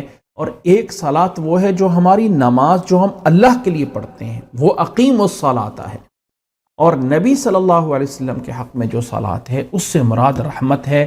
اب وہ رحمت کس طرف سے ہے؟ اللہ کی طرف سے براہ راست رحمت ہے، فرشتوں کی طرف سے رحمت کی دعا ہے، اور دوسرے انسانوں کی طرف سے بھی رحمت کی دعا ہے۔ تو اللہ کے نبی صلی اللہ علیہ وسلم کے حق میں رحمت کی دعا کرنا، اس کو ہم اپنی زبان میں جو لفظ درود بولتے ہیں، یہ ہمارے ہاں یعنی لفظ ہے۔ کوئی اور کسی شخص کے حق میں دعا کرنی ہو تو ہم دعا بولتے ہیں، اور نبی صلی اللہ علیہ وسلم کے حق میں دعا کرنی ہو تو اسے درود کے لفظ سے تعبیر کیا جاتا ہے، اور یہ لفظ ہمارا عجمی زبان کا ہے، فارسی سے لیا گیا لفظ ہے۔ اور عربی زبان میں نبی صلی اللہ علیہ وسلم پر بھی جو دعا کرنی ہے اسے بھی صلاۃ بولا جاتا ہے. صلاۃ الرسول، نبی صلی اللہ علیہ وسلم کے لیے صلاۃ یعنی درود، یعنی نبی کے حق میں دعا کر. یہ بات اس کے بعد سمجھ لیجئے کہ نبی صلی اللہ علیہ وسلم کی یہ خصوصیت ہے، خاص ہے نبی صلی اللہ علیہ وسلم کے لیے. اس آیت میں جو بتایا گیا ہے کہ عام کسی کے حق میں دعا رحمت ہی کرنا، اے اللہ میرے والدین پہ رحمت فرما دے، اے اللہ ہمارے اوپر رحمت فرما دے، جائز ہے، بہتر ہے اور یقیناً ثواب ہوگا.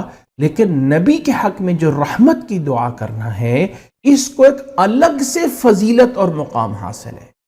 جسے ہم درود بولتے ہیں اس کے لیے ایک الگ سے بڑی فضیلت ہے، بہت بڑی فضیلت ہے. حتیٰ کہ نبی صلی اللہ علیہ وسلم نے، ایک صحابی نے پوچھا کہ اے اللہ کے نبی صلی اللہ علیہ وسلم، میں جو اللہ تعالیٰ سے دعا کرتا ہوں اپنے لیے، اس میں کتنا حصہ میں درود پڑھ لیا کروں، یعنی کتنا حصہ میں آپ کے لیے اس میں دعا کر دوں.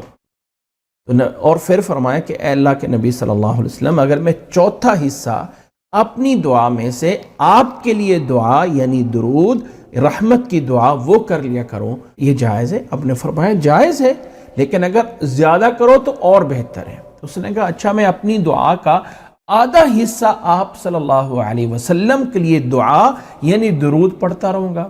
اللہ کے نبی صلی اللہ علیہ وسلم نے فرمایا ٹھیک ہے، اچھا ہے، لیکن اگر اور کر لو تو اور بہتر ہے. اس صحابی نے کہا اپنی دعا کے 3 حصے، اپنی میں جو دعا مانگوں گا اپنے لیے، اپنے گھر، اپنے کاروبار، اپنے بیوی، اپنے بچوں، اپنے والدین، اپنے رشتہ دار، سب کے لیے ان میں سے 3 حصے میں آپ کے لیے کروں اور 1 حصہ اپنے لیے. تو آپ نے فرمایا بہت اچھا ہے، لیکن اگر اور زیادہ کرو تو اور بہتر ہے. تو صحابی نے کہا اچھا پھر تو یہ ہے کہ میں نے جو بھی دعا کرنی ہو اس میں صرف آپ کے لیے ہی دعا کرتا رہوں. اللہ کے نبی صلی اللہ علیہ وسلم نے فرمایا اگر ایسا ہو جائے تو اذن یکفا ہمک، اگر یہ ہو جائے تو پھر یہ چیز تیرے سارے کاموں کی طرف سے کفایت کر جائے، یعنی تجھے اور کچھ مانگنے کی ضرورت ہی نہ پڑے. اس لیے میرے بھائی اور میری بہن، ہم اکثر کہتے ہیں، اکثر پوچھا جاتا ہے کہ ہم سجدے میں جا کے اپنے زبان میں دعائیں کر سکتے ہیں. کیوں؟ جی ہمیں کچھ دعائیں کرنی ہوتی ہیں جو دل چاہتا ہوتا ہے. لیکن اس میں یہ بھی سمجھ لیجئے، اگر ہم اپنی دعاؤں میں زیادہ سے زیادہ درود شریف پڑھتے رہیں تو یہ ہماری تمام دعاؤں میں سے زیادہ جو ہے وہ قبولیت، اور اللہ تعالیٰ جانتا ہے کہ ہمارے دلوں میں کیا ہے. اور نبی صلی اللہ علیہ وسلم نے فرمایا کہ جو انسان میرے لیے 1 دفعہ رحمت کی دعا کرتا ہے، میں رحمت کی دعا بار بار اس لیے بول رہا ہوں کہ ہماری زبان میں جسے درود بولا جاتا ہے، کچھ انسان اس پہ کہہ دیتے ہیں کہ درود کا لفظ کہاں پہ ہے، یہ تو صلاۃ کا لفظ آیا ہے. تو واضح کر دیا جائے کہ اس میں کوئی شک نہیں، اس میں کوئی شک نہیں کہ جو درود ہے یہ عجمی لفظ ہے نبی صلی اللہ علیہ وسلم کے لیے. ہم اب ہمارے ہاں نماز پڑھنے کو کیا عربی میں نماز بولتے ہیں؟ عربی میں تو صلاۃ بولتے ہیں. لیکن جو نماز پڑھنی ہے اس کے لیے بھی تو ہم نماز بول رہے ہیں نا، نماز فجر، نماز ظہر، نماز عصر. ایسے ہی جو نبی کے حق میں دعا ہے اس کے لیے ہم نے ایک الگ سے نام چن لیا اور وہ چلتا ہوا آ رہا ہے، اور اس پہ کوئی گناہ نہیں ہے کہ نبی کے حق میں جو دعا ہے اس کو ہم درود کے نام سے پکارتے ہیں. لیکن ہمیں بیک گراؤنڈ پتہ ہونا چاہیے کہ یہ لفظ درود یہ ہمارا، جیسے ہم نماز کو نماز کہتے ہیں، عربی میں صلاۃ بولتے ہیں، صوم کو عربی میں روزے کو صوم کہتے ہیں اور ہم اسے روزہ کہتے ہیں، ہم اسے بریک فاسٹ کہتے ہیں، اسی طرح نماز کہتے ہیں. تو اگر ان کا عربی میں نام صلاۃ ہے، ان کا نام صوم ہے، تو ایسے ہی عام دعائیں ہی ہیں. نبی کے حق میں جو دعا ہونی چاہیے اس کے لیے صلاۃ بولا جاتا ہے عربی میں، اور ہماری اس زبان میں درود بولا جاتا ہے. تو یہ لفظ بولنا جائز ہے، لفظ درود بولنے میں قباحت نہیں ہے. ٹھیک ہے؟ تو نبی صلی اللہ علیہ وسلم کے حق میں جو دعا اور درود کی پڑھا جائے تو آپ صلی اللہ علیہ وسلم نے فرمایا جو 1 دفعہ پڑھتا ہے اللہ تعالیٰ اس کے اوپر 10 رحمتیں نازل کر دی. اسی طرح رسول اللہ صلی اللہ علیہ وسلم نے ایک دفعہ رمضان میں اپنے ممبر کی سیڑھیاں چڑھ رہے تھے، فرمایا آمین آمین آمین. آپ صلی اللہ علیہ وسلم سے پوچھا گیا کہ یہ جو آپ نے ممبر کی سیڑھیاں چڑھنے پہ آمین آمین فرمایا ہے، کیوں؟ آپ صلی اللہ علیہ وسلم نے فرمایا کہ جب میں ممبر کی سیڑھیاں چڑھ رہا تھا تو جبریل علیہ السلام میرے سامنے آئے، 3 چیزیں یعنی ایک لفظ میں اگر بول دیں 3 بد دعائیں کی ہیں اور میں نے اس پہ آمین کی ہے۔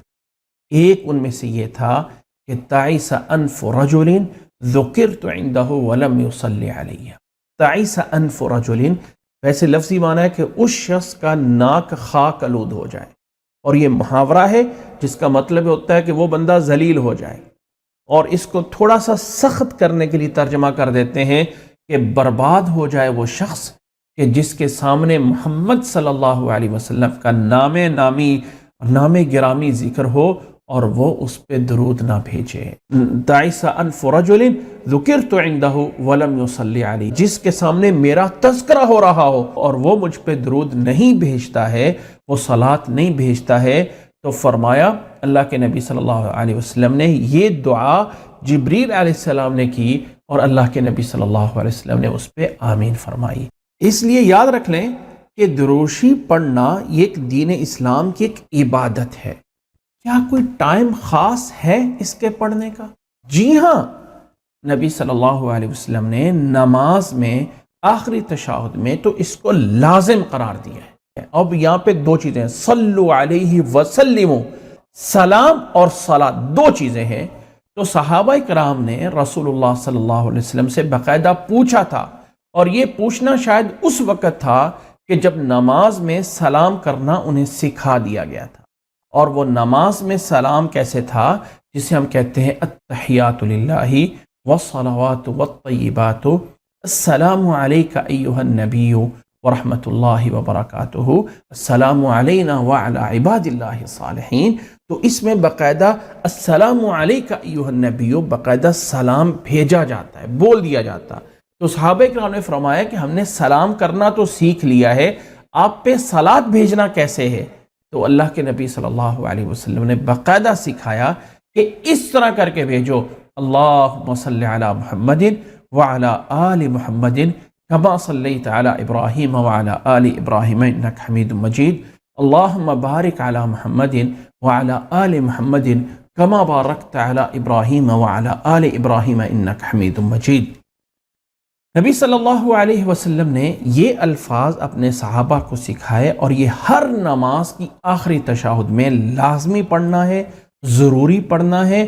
اللہ کے نبی صلی اللہ علیہ وسلم کے لیے میں اور آپ جتنی تعریفیں کر لیں، جتنے اپنی طرف سے تحائف بھیج دیں، جتنے اپنی طرف سے نبی کے حق میں کچھ کرنا چاہیں، نعتیں پڑھنا چاہیں، آپ لاکھوں کروڑوں روپے لگا کے ایک محفل نعت کروا دیں اور اس میں لاکھوں کروڑوں جو ہیں وہ لوگوں کو بلائیں اور نبی کے حق میں نعتیں پڑھتے رہیں، کسی کا وہ ثواب نہیں ہو سکتا اور کسی سے وہ حق ادا نہیں ہو سکتا جو حق ان الفاظ سے ادا ہو سکتا ہے، اور وہ الفاظ ہیں اللہم صلی علی محمد وعلی آل محمد کما صلیت علی ابراہیم وعلی آل ابراہیم انک حمید مجید، اللہم بارک علی محمد وعلی آل محمد کما بارکت علی ابراہیم وعلی آل ابراہیم انک حمید مجید۔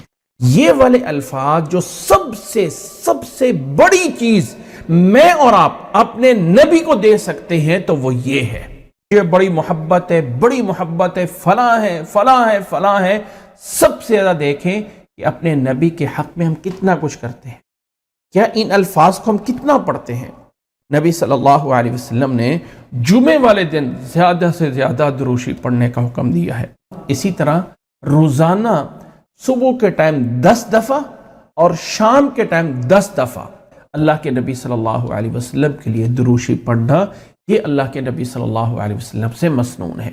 اس کے علاوہ کثرت ہے، جہاں مرضی جتنا مرضی پڑھو، دعاؤں میں الگ بھی اپنی دعا میں زیادہ دروشی پڑھتے رہو تو اللہ تعالیٰ زیادہ قبول فرماتا ہے۔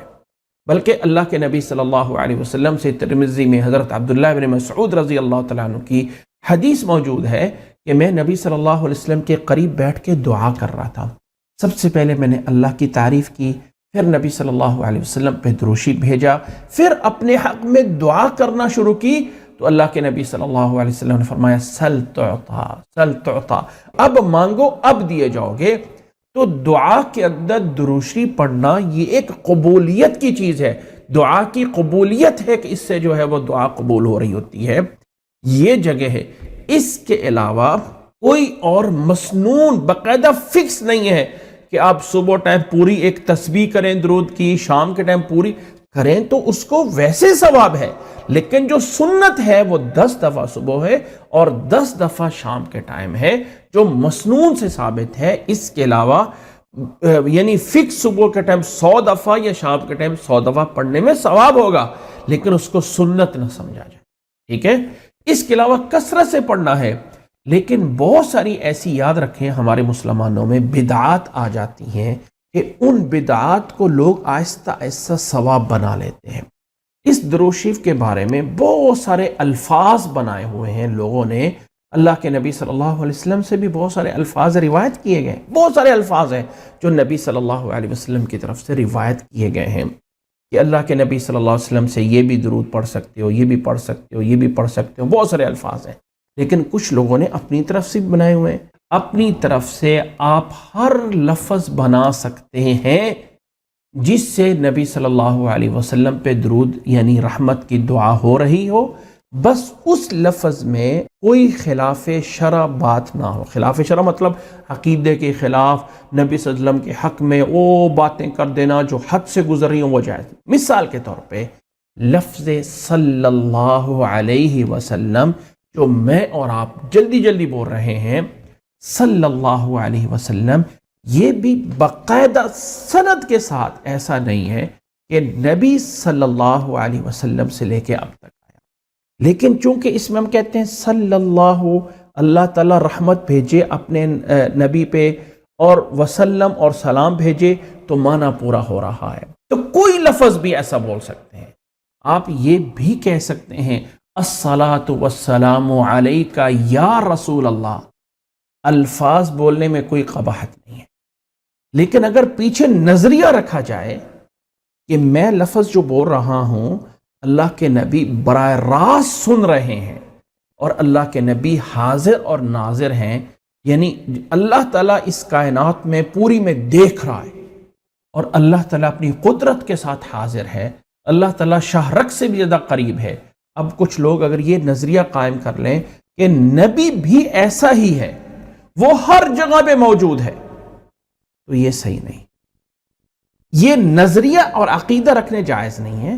یہ خاصہ صرف اللہ تعالیٰ کا۔ نبی صلی اللہ علیہ وسلم قبر میں ہیں، رسول اللہ صلی اللہ علیہ وسلم نے فرمایا کہ اللہ تعالیٰ نے میری قبر پہ ایک فرشتہ مقرر کیا ہے، کوئی انسان کہیں بھی پڑھتا ہے اللہ تعالیٰ اس فرشتے کے ذریعے وہ پڑھا ہوا درود، وہ والے الفاظ اللہ تعالیٰ مجھ تک پہنچا دے۔ تو اس لیے یہ عقیدہ نظریہ جائز نہیں ہے، لیکن اگر انسان اس نظریے کو چھوڑ کے کوئی بھی آپ الفاظ پڑھیں، الصلاۃ والسلام علی رسول اللہ صلی اللہ علیہ وسلم علیہ الصلاۃ والسلام، کوئی بھی ایسے الفاظ بول دیں، جائز ہیں، لیکن افضل وہ ہیں جو نبی صلی اللہ علیہ وسلم سے الفاظ آئے ہوئے ہیں۔ اب ان کے اندر کچھ ایسے الفاظ ہیں درود کے جو لوگوں نے خود بنائے، جس میں ایک درود تاج ہوتا ہے، بڑا مشہور ہے، ایک درود تنجینہ بنایا ہوا ہے، اس طرح کے کچھ اور بھی بنائے ہوئے ہیں۔ یہ والے درود تاج، درود تنجینہ، یہ ایسے درود ہیں جو کسی انسان کے الفاظ ہیں، اللہ کے رسول کے الفاظ نہیں ہیں، اور ان درودوں کے اندر ایسی چیزیں ایڈ کر دی گئی ہیں کہ جو اسلام میں نبی کے حق میں کہنا جائز نہیں ہے، اور ان کے اندر وہ کہا گیا ہے اور ان کی بڑی فضیلت بیان کی جاتی ہے، حالانکہ ایسا کچھ نہیں ہے۔ یہ درود تاج، یہ درود تنجینہ یا اس طرح کے اور، یہ کوئی بھی جائز نہیں ہے۔ اس سلسلے میں میں آپ سب لوگوں سے ایک گزارش کرتا ہوں کہ ایک کتاب ہے ابن قیم رحمہ اللہ کی کتاب، عربی زبان میں، کتاب کا نام ہے جلاء الافہام فی الصلاۃ والسلام علی خیر الانام۔ جلاء الافہام، فہم کو کھولنا، سمجھ کو اوپن کرنا، اس سمجھداری کو بڑھایا جائے نبی صلی اللہ علیہ وسلم پہ درود کے بارے میں، یہ کتاب کا نام ہے۔ جلاء الافہام فی الصلاۃ والسلام علی خیر الانام. یہ اتنی عظیم کتاب ہے کہ امام ابن قیم رحمہ اللہ نے اس کتاب میں سب سے پہلے درود کی فضیلت کتنی ہے جو اس میں صحیح روایات ہیں ان کو جمع کر دیا. اس کے بعد درود کے کتنے الفاظ نبی صلی اللہ علیہ وسلم سے آئے ہیں وہ سارے کے سارے احادیث کے ساتھ نقل کر دیے. اس کے بعد الفاظ کے معانی کو اللہم صلی علی محمد، اس کا معنی کیا بنتا ہے، ایک ایک لفظ کا تفصیل کے ساتھ معنی کیا ہے. وہ کون کون سی جگہ ہے جہاں پہ دروشی پڑھنا ہے، کون کون سے الفاظ آئے ہیں، الفاظوں کے معنی کیا ہے. بڑی جامع ترین کتاب ہے. یہ کتاب ہر ایک مسلمان کو پڑھنی چاہیے. اللہ کے نبی صلی اللہ علیہ وسلم سے محبت ہے، احترام ہے. اگر پتہ چل جائے کسی کو کہ میرا محبوب ہے اور میرے محبوب کے بارے میں اس کی تعریف میں نے کیسے کرنی ہے، ایک خاص کتاب ہے، تو کون مسلمان ہے جو پیچھے رہتا ہے؟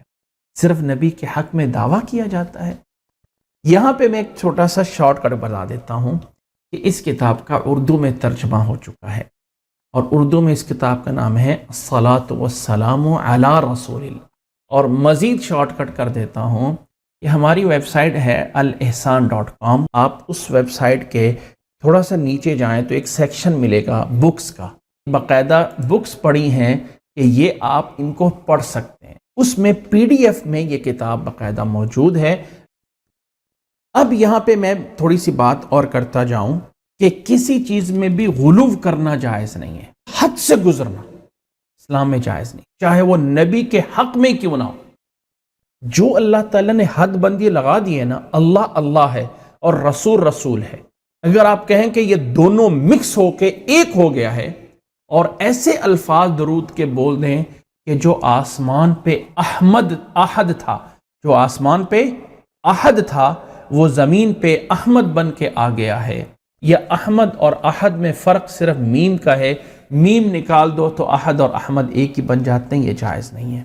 جہاں پہ نبی صلی اللہ علیہ وسلم کی تعریف کے اندر تعریف اور آپ کے اوپر درود اور آپ کے لیے دعا کرنے میں ترغیب دی گئی ہے، اسی طرح اس بارے میں بہت ساری موضوعات روایات ہیں، بہت ساری موضوع روایات. یہ پڑھ لو، یہ درود وہاں پڑھو گے یہ ہو جائے گا، یہ پڑھو گے یہ ہو جائے گا، یہ پڑھو گے یہ ہو جائے گا، یہ پڑھ لو یہ ہو جائے گا، بہت کچھ ہوگا.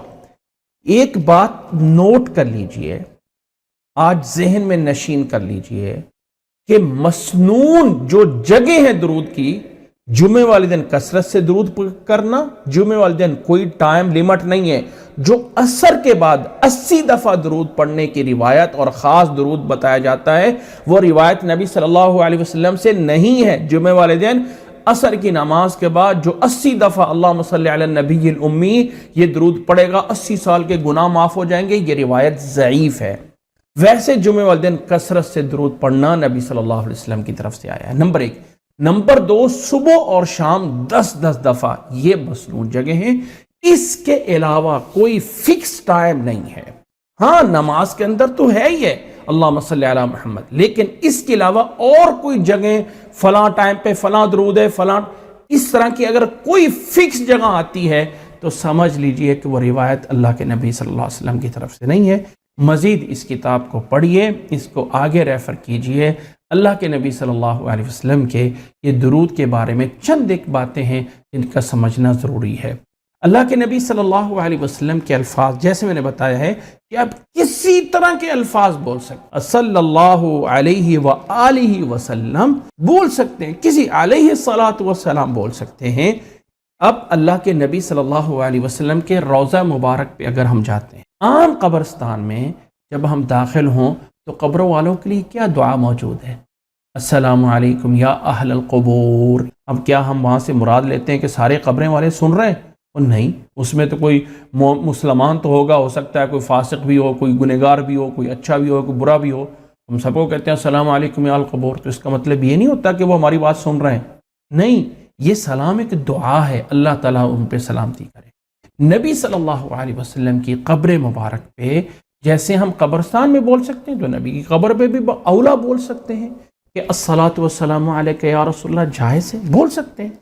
لیکن قبر سے دور جا کے کوئی انسان ادھر بیٹھا ہے، کوئی کہاں بیٹھا ہے اور کہے الصلاۃ والسلام علیکہ یا رسول اللہ، ٹھیک ہے، الفاظ تک کوئی قباحت نہیں ہے، لیکن الفاظ کے پیچھے جو نظریہ اگر یہ بنایا جائے کہ میرے سامنے بیٹھے ہیں نبی، میرے سامنے وہ سن رہے ہیں، تو یہ جائز نہیں ہے۔ جو ہر جگہ ذات سن رہی ہے وہ صرف اللہ تعالیٰ کی۔ اور دوسری ایک بات ضمناً بتا دیا جائے کہ اللہ کے نبی صلی اللہ علیہ وسلم اس دنیا سے رحلت فرما گئے۔ اللہ کے نبی صلی اللہ علیہ وسلم کی قبر مبارک بھی موجود ہے دنیا میں، اللہ کے نبی صلی اللہ علیہ وسلم اس میں دفن بھی ہوئے ہیں۔ اللہ کے نبی صلی اللہ علیہ وسلم کو دفن کرنے کے بعد اوپر مٹی ڈالی گئی نا، آپ صلی اللہ علیہ وسلم قبر برابر کی گئی ہے، وہ موجود ہے۔ اب اگر کوئی انسان کہتا ہے کہ نبی صلی اللہ علیہ وسلم دنیاوی زندگی کے ساتھ زندہ ہیں، تو یہ جائز نہیں ہے۔ انشاءاللہ آگے آیت آ جائے گی، اللہ تعالیٰ نے فرمایا اِنَّكَ مَيِّتٌ وَإِنَّهُم مَيِّتُونَ، اے نبی صلی اللہ علیہ وسلم آپ کو بھی موت آنی ہے اور ان کو بھی موت آنی ہے۔ سورۃ زمر کی آیت نمبر 30 ہے، یہ اللہ تعالیٰ نے قرآن مجید میں فرمایا ہے وَلَا تَقُولُوا لِمَن يُقْتَلُ فِي سَبِيلِ اللَّهِ أَمْوَاتٌ، جو اللہ کے راستے میں شہید ہو جائیں انہیں مردہ نہ کہا جائے، یعنی ان کی زندگی ایسی ہے۔ اور اللہ تعالیٰ نے فرمایا وَلَٰكِن لَّا تَشْعُرُونَ، لوگو تم اس زندگی کا شعور نہیں رکھتے ہو۔ تو جو ایک شہید کو زندگی حاصل ہے وہ برزخ کی، اللہ کے نبی صلی اللہ علیہ وسلم کو اس سے کہیں بہتر وہ برزخ کی زندگی حاصل ہے۔ لیکن یہ کہنا کہ نبی قبر میں دنیاوی زندگی کے ساتھ زندہ ہے، یہ جائز نہیں۔ اور ایسی کہانیاں لوگوں نے بنائی ہوئی ہیں کہ فلاں بزرگ جو ہے وہ قبر پہ گئے اور نبی صلی اللہ علیہ وسلم کی قبر سے باقاعدہ ہاتھ مبارک باہر نکلا اور اس نے جو ہے وہ نبی صلی اللہ علیہ وسلم کے لیے سلام کیا۔ اس طرح کے جتنے بھی واقعات ہیں یہ سب من گھڑت واقعات ہیں، لہٰذا ان من گھڑت واقعات پہ یقین نہیں رکھنا چاہیے۔ بہت ساری ایسی کتابیں ہیں اس سلسلے میں جو حد سے گزری ہوئی ہیں، حد سے۔ ایک فضائل درود کے نام سے ہے مولانا زکریا کی کتاب، اللہ تعالیٰ ان پہ رحم فرمائے۔ ایسے واقعات، ایسی روایات جن کا سرے سے کوئی اصل نہیں ہے، جن کا سرے سے کوئی وجود نہیں ہے، ان کو لا کے کتاب میں جمع کیا گیا اور لوگ اس کو جو ہے پڑھ پڑھ کے سنا رہے ہوتے ہیں، آگے آگے بات پھیلا رہے ہوتے ہیں۔ ایسی کوئی چیز نبی صلی اللہ علیہ وسلم سے اس کتاب کے بارے میں موجود نہیں ہے جو اس کے اندر ہے۔ ہاں، جو ایک صحیح حدیث باقی کتابوں میں موجود ہے وہ تو موجود ہے۔ ہم اس طرح کی کتابوں کو چھوڑ کے یہ جو میں نے کتاب بتائی ہے اس کو جو ہے وہ پڑھا جائے، اس کے اوپر جو غور اور فکر کیا جائے۔ امید ہے کہ اس بارے میں کافی باتیں جو ہے وہ ہو گئی ہیں۔ آگے اللہ نے فرمایا ان الذین یؤذون اللہ ورسولہ لعنہم اللہ فی الدنیا والآخرہ۔ اب یہاں پہ یہ چیپٹر کلوز ہو رہا ہے، تو اللہ نے فرمایا او لوگو یاد رکھ لو، ان الذین یؤذون اللہ، اللہ تعالیٰ کو کوئی تکلیف نہیں دے سکتا ہے۔ اللہ تعالیٰ کی ذات اتنی بڑی ذات ہے کہ اللہ کو کوئی تکلیف نہیں دے سکتا، لیکن پھر بھی اللہ تعالیٰ نے یہاں پہ فرمایا، اللہ تعالیٰ نے تمہیداً کہ ان الذین، بے شک وہ لوگ، یؤذون اللہ، جو اللہ کو تکلیف دیتے ہیں، ورسولہ، اور اس کے رسول کو۔ اللہ تعالیٰ کا ذکر ایز اے تمہید آیا ہے، کیونکہ اللہ تعالیٰ کو کوئی اس لائق نہیں ہے انسان کہ اللہ تعالیٰ کی ذات کو کوئی نقصان پہنچا سکے۔ جو یہ بطور تمہید کے ہے اور رسول کی عظمت کے لیے ہے، جو اللہ اور اللہ کے رسول کو تکلیف دیتے ہیں، لعنہم اللہ فی الدنیا والآخرہ، اللہ نے لعنت بھیجی ہے ان پر دنیا میں بھی اور آخرت میں بھی۔ وَأَعَدَّ لَهُمْ عَذَابًا مُهِينًا، اللہ تعالیٰ نے ان کے لیے رسوا کرنے والا عذاب ان کے لیے تیار کیا ہے۔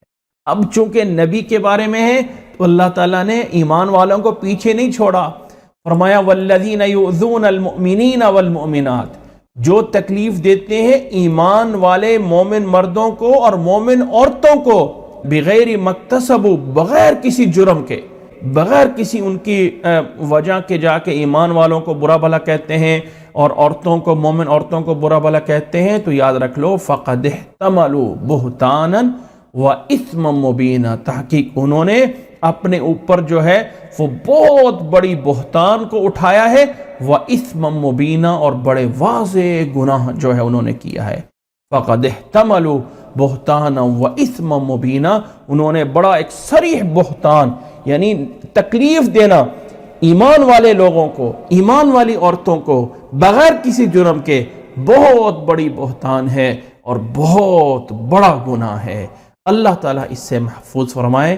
یہاں سے میں تھوڑا سا ایک پوائنٹ ہائی لائٹ کرنا چاہتا ہوں. مجھے یہ بتائیے دنیا میں کون ہے انسان جو معصوم ہے کہ چور ہمیشہ وہاں پہ چوری کرتا ہے جہاں اس کو کوئی مال ملنا ہو. جہاں پہ کوئی مال نہ ہو چور وہاں چوری نہیں کرتا. شیطان وہاں پہ حملہ کرتا ہے جہاں پہ پتہ ہو کہ یہ کچھ نیکیاں ہونی ہیں. جہاں پہ نیکیاں ہونی نہ ہو وہاں شیطان نے کیا کرنا ہے؟ وہ تو آلریڈی پہلے ہی لگے ہوئے برے کام میں. شیطان نے کیا کرنا ہے؟ تو ایک بات سمجھ لیں کہ جو علماء ہوتے ہیں جو مولوی ہوتے ہیں وہ بھی انسان ہوتے ہیں. یہ نہیں ہے کہ وہ کوئی فرشتے ہوتے ہیں. عجیب بات ہے دنیا میں کون سا طبقہ ہے اس وقت کہ جس کے بارے میں آپ کہہ لیں کہ وہ 100% صحیح چل رہا ہے؟ کیا بازار میں مارکیٹ چلانے والے دکانے والے فرشتے بیٹھے ہوئے ہیں؟ کیا کاروبار کرنے والے سارے فرشتے بیٹھے ہوئے ہیں؟ ہر ایک میں گناہ پایا جاتا ہے. تو اگر یہ الگ اس میں کوئی شک نہیں کہ ایک دینداری مذہبی بندہ جو ہے وہ ایک امتیاز رکھتا ہے لیکن وہ بھی انسان ہے. اگر کسی ایسے انسان سے غلطی ہو جائے تو ایک ہمارے اندر مسلمانوں میں سازش ہے کہ بدنام کیا جائے ان لوگوں کو جو دین کے ساتھ منسلک ہیں. کبھی انہیں دہشت گرد کہہ کے کبھی انہیں جو ہے وہ کوئی کہہ کے کبھی کوئی. اس میں کوئی شک نہیں کہ دین کے معاملے میں ایک جو ہے وہ اچھے لوگ ہونا، لیکن اس کا مطلب یہ نہیں ہے کہ ہم ایمان والے لوگوں کو تکلیفیں دیں برے برے الفاظ بول کے اور کسی ایک کی غلطی سب پہ تھوپ دیں. یہ ایسا ہے نا تو سارے مولوی ہی ایسے ہوتے ہیں. کبھی کسی نے کہا ہے نا کہ یہ دکاندار نے چوری کی ہے تو سارے دکاندار ہی ایسے ہوتے ہیں؟ کس نے کہا ہے؟ یہاں پہ ایک بات سمجھ لیں کہ خاص طور پہ ہمارے پاک و ہند میں ایک بہت بڑا المیہ ہے، بہت بڑا یعنی ایک گھٹیا کام ہے کہ ہمارے ہاں دین کے لیے ان لوگوں کو بھیجا جاتا ہے اپنے معاشرے میں جو گھر کے اندر نکمے لوگ ہوتے ہیں، محلے میں چوری کرنے والے، سکول نہ جانے والے، کوئی کام نہ سیکھنے والے، ایسے بچے کو، ایسے جو ہے وہ لنگڑے لولے کو، ایسی کم بولنے والے کو، ایسی کسی نہ کسی کو اٹھا کر آخری درجہ یہ کہ اس کو مولوی کے پاس بھیج دو، کم از کم وہاں تو کچھ سیکھ لے گا. یہ ذرا بتائیے کس فیکٹری کا اصول ہے، کس ادارے کا اور کس مصنعت کا یہ اصول ہے کہ جس کو آپ مال تو انتہائی گندا اور خراب دیں اور توقع رکھیں کہ ہمیں وہ سب سے عمدہ چیز بن کے آئے؟ نہیں. اس میں صرف یہ فالٹ نہیں ہے دین کے حلقے میں، یہ فالٹ نہیں ہے کہ یہ علماء برے ہوتے ہیں یہ مولوی نہیں. اس میں بہت بڑا فالٹ عوام ہے کہ ہم نے لوگ اس میں کون سے بھیجے ہیں. جاؤ کسی مدرسے میں جا کے دیکھ لیں صحیح لوگ کتنے ہیں اور وہ لوگ کتنے ہیں جن کی بیچاروں کی سمجھ اتنی سی ہے، کوئی خاص سمجھ ہی نہیں ہے، ان کے اندر وہ صلاحیت ہی نہیں ہے. لیکن اس کا مطلب یہ نہیں ہے کہ انسان ایمان والوں کو تکلیف دینا شروع کر، کسی ایک کا جرم سب پہ لگا.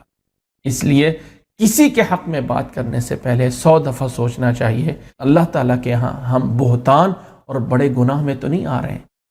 اللہ تعالیٰ ہمیں سمجھنے کی توفیق عطا فرمائے. آگے اللہ تعالیٰ نے فرمایا آگے اللہ تعالیٰ نے یا ایھا النبی قل لازواجک و بناتک و نساء المؤمنین یدنین علیہن من جلابیبہن ذالک ادنی ان یعرفن فلا یؤذین وکان اللہ غفورا رحیما. اب یہاں پہ ایک اگلا حکم ہے، اے نبی صلی اللہ علیہ وسلم قل لازواجک، اپنی بیویوں کو کہہ دیجئے، و بناتک، اور اپنی بیٹیوں کو کہہ دیجئے. آگے جانے سے پہلے ایک چھوٹا سا نوٹ دے دوں. کچھ لوگ کہتے ہیں نبی کی صرف ایک بیٹی، تو باقی جو بیٹیاں ہیں نا 3 بیٹیاں، وہ اللہ کے نبی صلی اللہ علیہ وسلم کی بیٹیاں نہیں تھیں، وہ حضرت خدیجہ کی پچھلے خامد سے بیٹیاں تھیں. نہیں، اللہ کے نبی صلی اللہ علیہ وسلم کی 4 بیٹیاں ہیں جن میں حضرت فاطمہ رضی اللہ تعالیٰ عنہ بھی ہیں. یہاں پہ اگرچہ حکم سب لوگوں کے لیے نساء المومنین بھی لفظ آ رہا ہے، لیکن اللہ نے کہا ہے قل لازواجک و بناتک. بنات جمع ہے بنت کی، ایک کو بنت نہیں کہتے، یعنی ایک کو بنات نہیں کہتے، بنات جمع لفظ ہے. تو نبی صلی اللہ علیہ وسلم کی بیٹیاں ہیں، 4 بیٹیاں ہیں نبی صلی اللہ علیہ وسلم کی، حضرت زینب، حضرت ام کلثوم، حضرت رقیہ اور حضرت فاطمہ رضی اللہ تعالیٰ عنہ. 4 بیٹیاں نبی صلی اللہ علیہ وسلم کی. لیکن آج کے دور میں کچھ اہل تشیع یہ کہتے ہیں کہ نبی کی صرف ایک بیٹی ہے فاطمہ اور رضی اللہ تعالیٰ عنہ، اور باقی جو ہے وہ بیٹیاں نہیں ہیں. ایسا نہیں، یاد رکھ لیں قرآن مجید میں اس کی دلیل موجود ہے.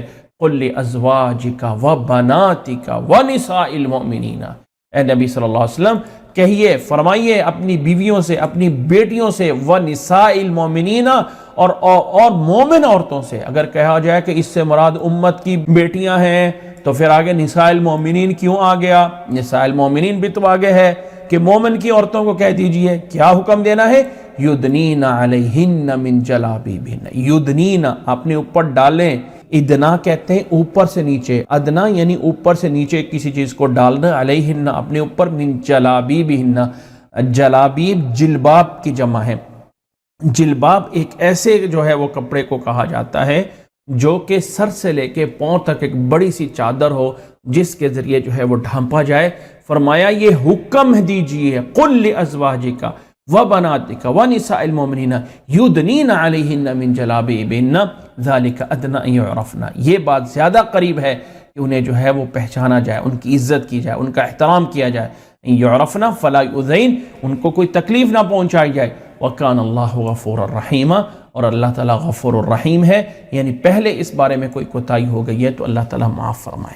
یہ آیت ایک سری آیت اس بارے میں کہ عورت کو اپنے سر سے لے کے پاؤں تک جب بھی کبھی باہر جانا ہے تو ڈھانپنا ضروری ہے. یاد رکھ لیں، کچھ روایات سے کچھ لوگ دلیل لیتے ہیں کہ عورت کا چہرہ اور ہاتھ یہ لازم نہیں ہے، لیکن اگر کوئی علماء اس کے قائل بھی ہیں تو ان کا مطلب یہ نہیں ہے کہ چہرہ چھپانا نہیں ہے، بلکہ ان کا مطلب یہ کہ یہ فرض نہیں ہے. لیکن اس دور میں جو ایک فتنے کا دور ہے جس میں ہر چیز فتنہ ہے، جب کوئی چیز فتنے کا سبب بن رہی ہوتی ہے تو اس سے بچنا لازم ہوتا ہے. تو عورت کا چہرہ، عورت کا پورا جسم جو ہے وہ سر سے لے کے پاؤں تک ڈھانپنا ضروری ہے، اور ایک ایسے کپڑے سے ڈھانپا ہونا چاہیے جس میں جو اتنا باریک نہ ہو کہ کپڑا اندر سے جسم نظر آ جائے. جو کپڑا کھلا ہونا چاہیے اور ایسا ٹائٹ بھی نہیں ہونا چاہیے کہ جس سے جسم کی بناوٹ جو ہے وہ محسوس ہو رہی ہو، جس سے جسم کی بناوٹ بھی محسوس نہ ہو. جلباب یہ جو برقع ہے ٹھیک ہے، اچھا ہے، لیکن اصل برقع مقصود نہیں ہے، مقصود ہے پردہ. جلباب جو سر سے لے کے پاؤں تک جو ہے وہ ڈالا ہوا ہو. بعض دفعہ عورتیں برقع پہن لیتی ہیں اور وہ برقع جو ہوتا ہے ان کے جو ہے وہ بغیر برقعے سے زیادہ جو ہے وہ اس کے اندر جو اپناہیت ہو رہی ہوتی ہے. یہ مقصد نہیں ہے. اس لیے برقع بھی اگر ہو تو کھلا ہو، اور ایسا ہونا چاہیے کہ جس میں یہ نہیں ہے کہ اتنا ایک باریک ہو یا ایسا ہو کہ وہ بذات خود ایک ایسی زینت بن رہا ہو. یہ جائز نہیں ہے. اللہ تعالیٰ نے یہاں حکم دیا ہے یدنین علیہن من جلابیبہن ذالک ادنی ان یعرفن. یہ زیادہ قریب ہے کہ انہیں ان کی عزت کی جائے، ان کا احترام کیا جائے، ان کو کوئی تکلیف نہ دی جائے. یہ ہے اس چیز، یہ پردہ اس چیز کے لیے ہے.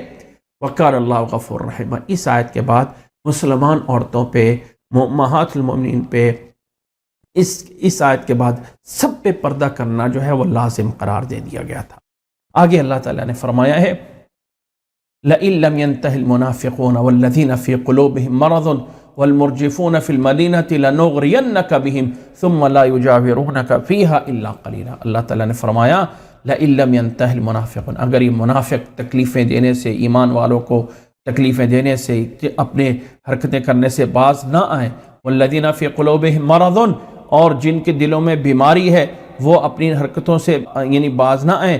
وَالْمُرْجِفُونَ فِي الْمَدِينَةِ، اور وہ لوگ جو مدینہ کے اندر غلط باتیں، افواہیں پھیلاتے ہیں، یہ اگر باز نہ آئیں تو لَنُغْرِيَنَّكَ بِهِمْ، تو ہم لازمی ان کو تباہ کرنے کا ہم آپ کو حکم دے دیں گے، ہم آپ کو ان کی تباہی پر مسلط کر دیں گے، ہم آپ کو ابھاریں گے. لَنُغْرِيَنَّكَ بِهِمْ ثُمَّ لَا يُجَاوِرُونَكَ فِيهَا إِلَّا قَلِيلًا، پھر وہ یہاں پہ چند دن کے علاوہ نہیں رہ سکیں گے. اس لیے باز آ جائیں، ایمان والوں کو تکلیف نہ دیں.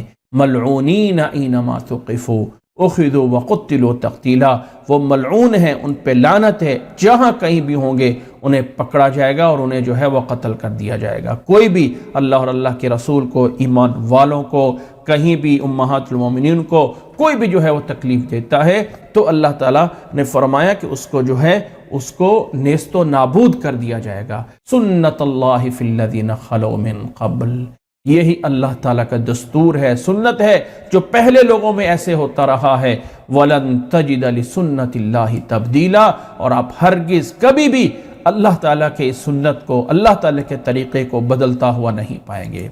یہاں پہ ایک چیز نوٹ کرنا ضروری ہے، کچھ غلط روایات میں، کچھ غلط چیزوں میں موجود ہے کہ نعوذ باللہ حضرت عمر رضی اللہ تعالیٰ عنہ نبی صلی اللہ علیہ وسلم کی بیووں کے ساتھ جو ہے وہ کچھ بدتمیزی کرنے کی کوشش کی تھی۔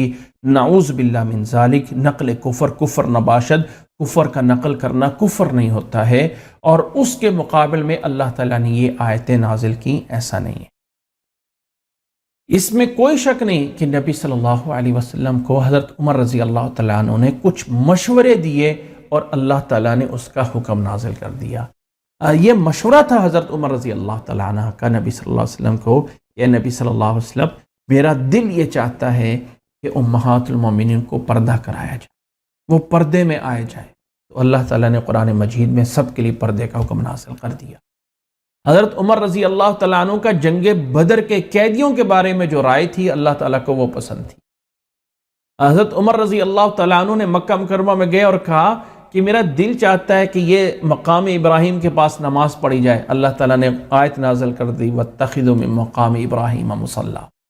تو حضرت عمر رضی اللہ تعالیٰ عنہ کی یہ فضیلت میں ہے کہ انہوں نے مشورہ دیا اور اللہ تعالیٰ نے حکم نازل کر دیا۔ اور اس کے اپوزٹ یہ کہنا کہ نعوذ باللہ انہوں نے کوئی بری حرکت کی اور یہ ہوا، اس طرح کی سب موضوعات اور من گھڑت روایات ہیں، کسی روایت کا کوئی اثر نہیں ہے۔ اس لیے جو اسلام کے دشمن ہیں وہ ایمان والے ایسے لوگوں کے بارے میں اس طرح کی باتیں مشہور کرتے ہیں جن کا حقیقت سے کوئی تعلق نہیں ہوتا، کہ یہ جو قوانین اللہ تعالیٰ نے دیے ہیں یہ سارے کے سارا اللہ کا وہ دین ہے، وہ طریقہ ہے جو اللہ تعالیٰ نے پہلے سے اب تک چلایا ہے۔ وَلَن تَجِدَ لِسُنَّةِ اللَّهِ تَبْدِيلًا۔ آگے فرمائے يَسْأَلُكَ النَّاسُ عَنِ السَّاعَةِ، لوگ آپ سے قیامت کے بارے میں پوچھتے ہیں، قُلْ إِنَّمَا عِلْمُهَا عِندَ اللَّهِ، قیامت کا علم اللہ کے علاوہ کوئی نہیں جانتا، انما علمها، سوائے اس کے نہیں کہ اس کا علم صرف اللہ کے پاس ہے۔ وما يدريك لعل الساعة تكون قريبا، اور آپ کو کیا پتا کہ قیامت کتنی قریب ہے۔ تكون قریبا یعنی ہو قریب، اس لیے قیامت کا علم اللہ کے علاوہ کوئی نہیں جانتا ہے۔ ان اللہ لعن الکافرین واعد لهم سعیرا۔ سورت کا اختتام ہو رہا ہے، اور اختتام پہ اللہ تعالیٰ نے جو آیات سے شروع کیا تھا، اے نبی کافروں کی اطاعت نہیں کرنی ہے، منافقین کی اطاعت نہیں کرنی ہے، تو اللہ نے ان کافروں کے بارے میں سزا دی۔ ان اللہ لعن الکافرین واعد لهم سعیرا، کافروں پہ اللہ کی لعنت ہے، اور اللہ تعالیٰ نے ان کے لیے جہنم کا سعیرن بھڑکتی ہوئی آگ کا اللہ تعالیٰ نے ان کے لیے عذاب تیار کیا ہے۔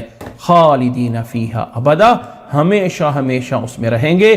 لا یجدون ولیا ولا نصیرا، وہ کوئی اپنا ولی یعنی حمایت کرنے والا، کوئی دوست نہیں پائیں گے، ولا نصیرا، اور کوئی مددگار نہیں ہوگا، کوئی مدد کرنے والا، کوئی حمایت کرنے والا، کوئی اللہ تعالیٰ کیا نہیں ہوگا۔ وہ دن کیا ہوگا؟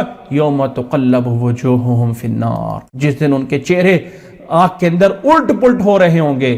یقولون، کہیں گے، یا لیتنا اطعنا اللہ و اطعنا الرسول۔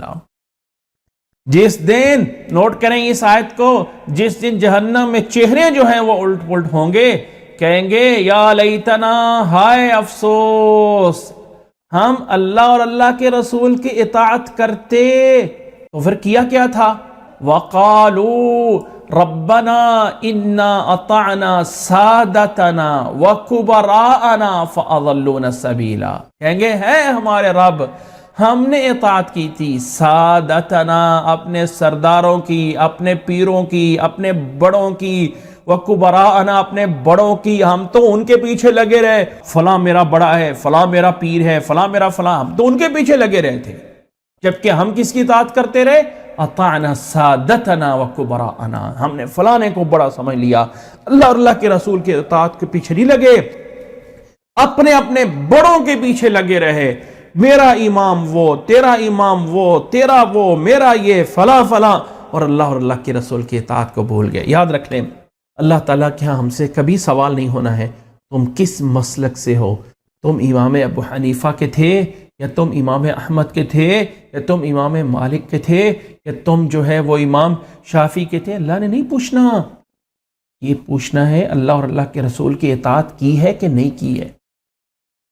اس لیے اللہ کے لیے یہ چھوڑ دیجئے میرا فلاں میں پیچھے اس کی ہوں، میرے لیے تو بس میرا امام ہے، جو اس نے کہہ دیا وہ دین ہے. ٹھیک ہے، ان تمام ائمہ کرام کا، تمام اولیاء کا، تمام بزرگوں کا احترام کیا جائے.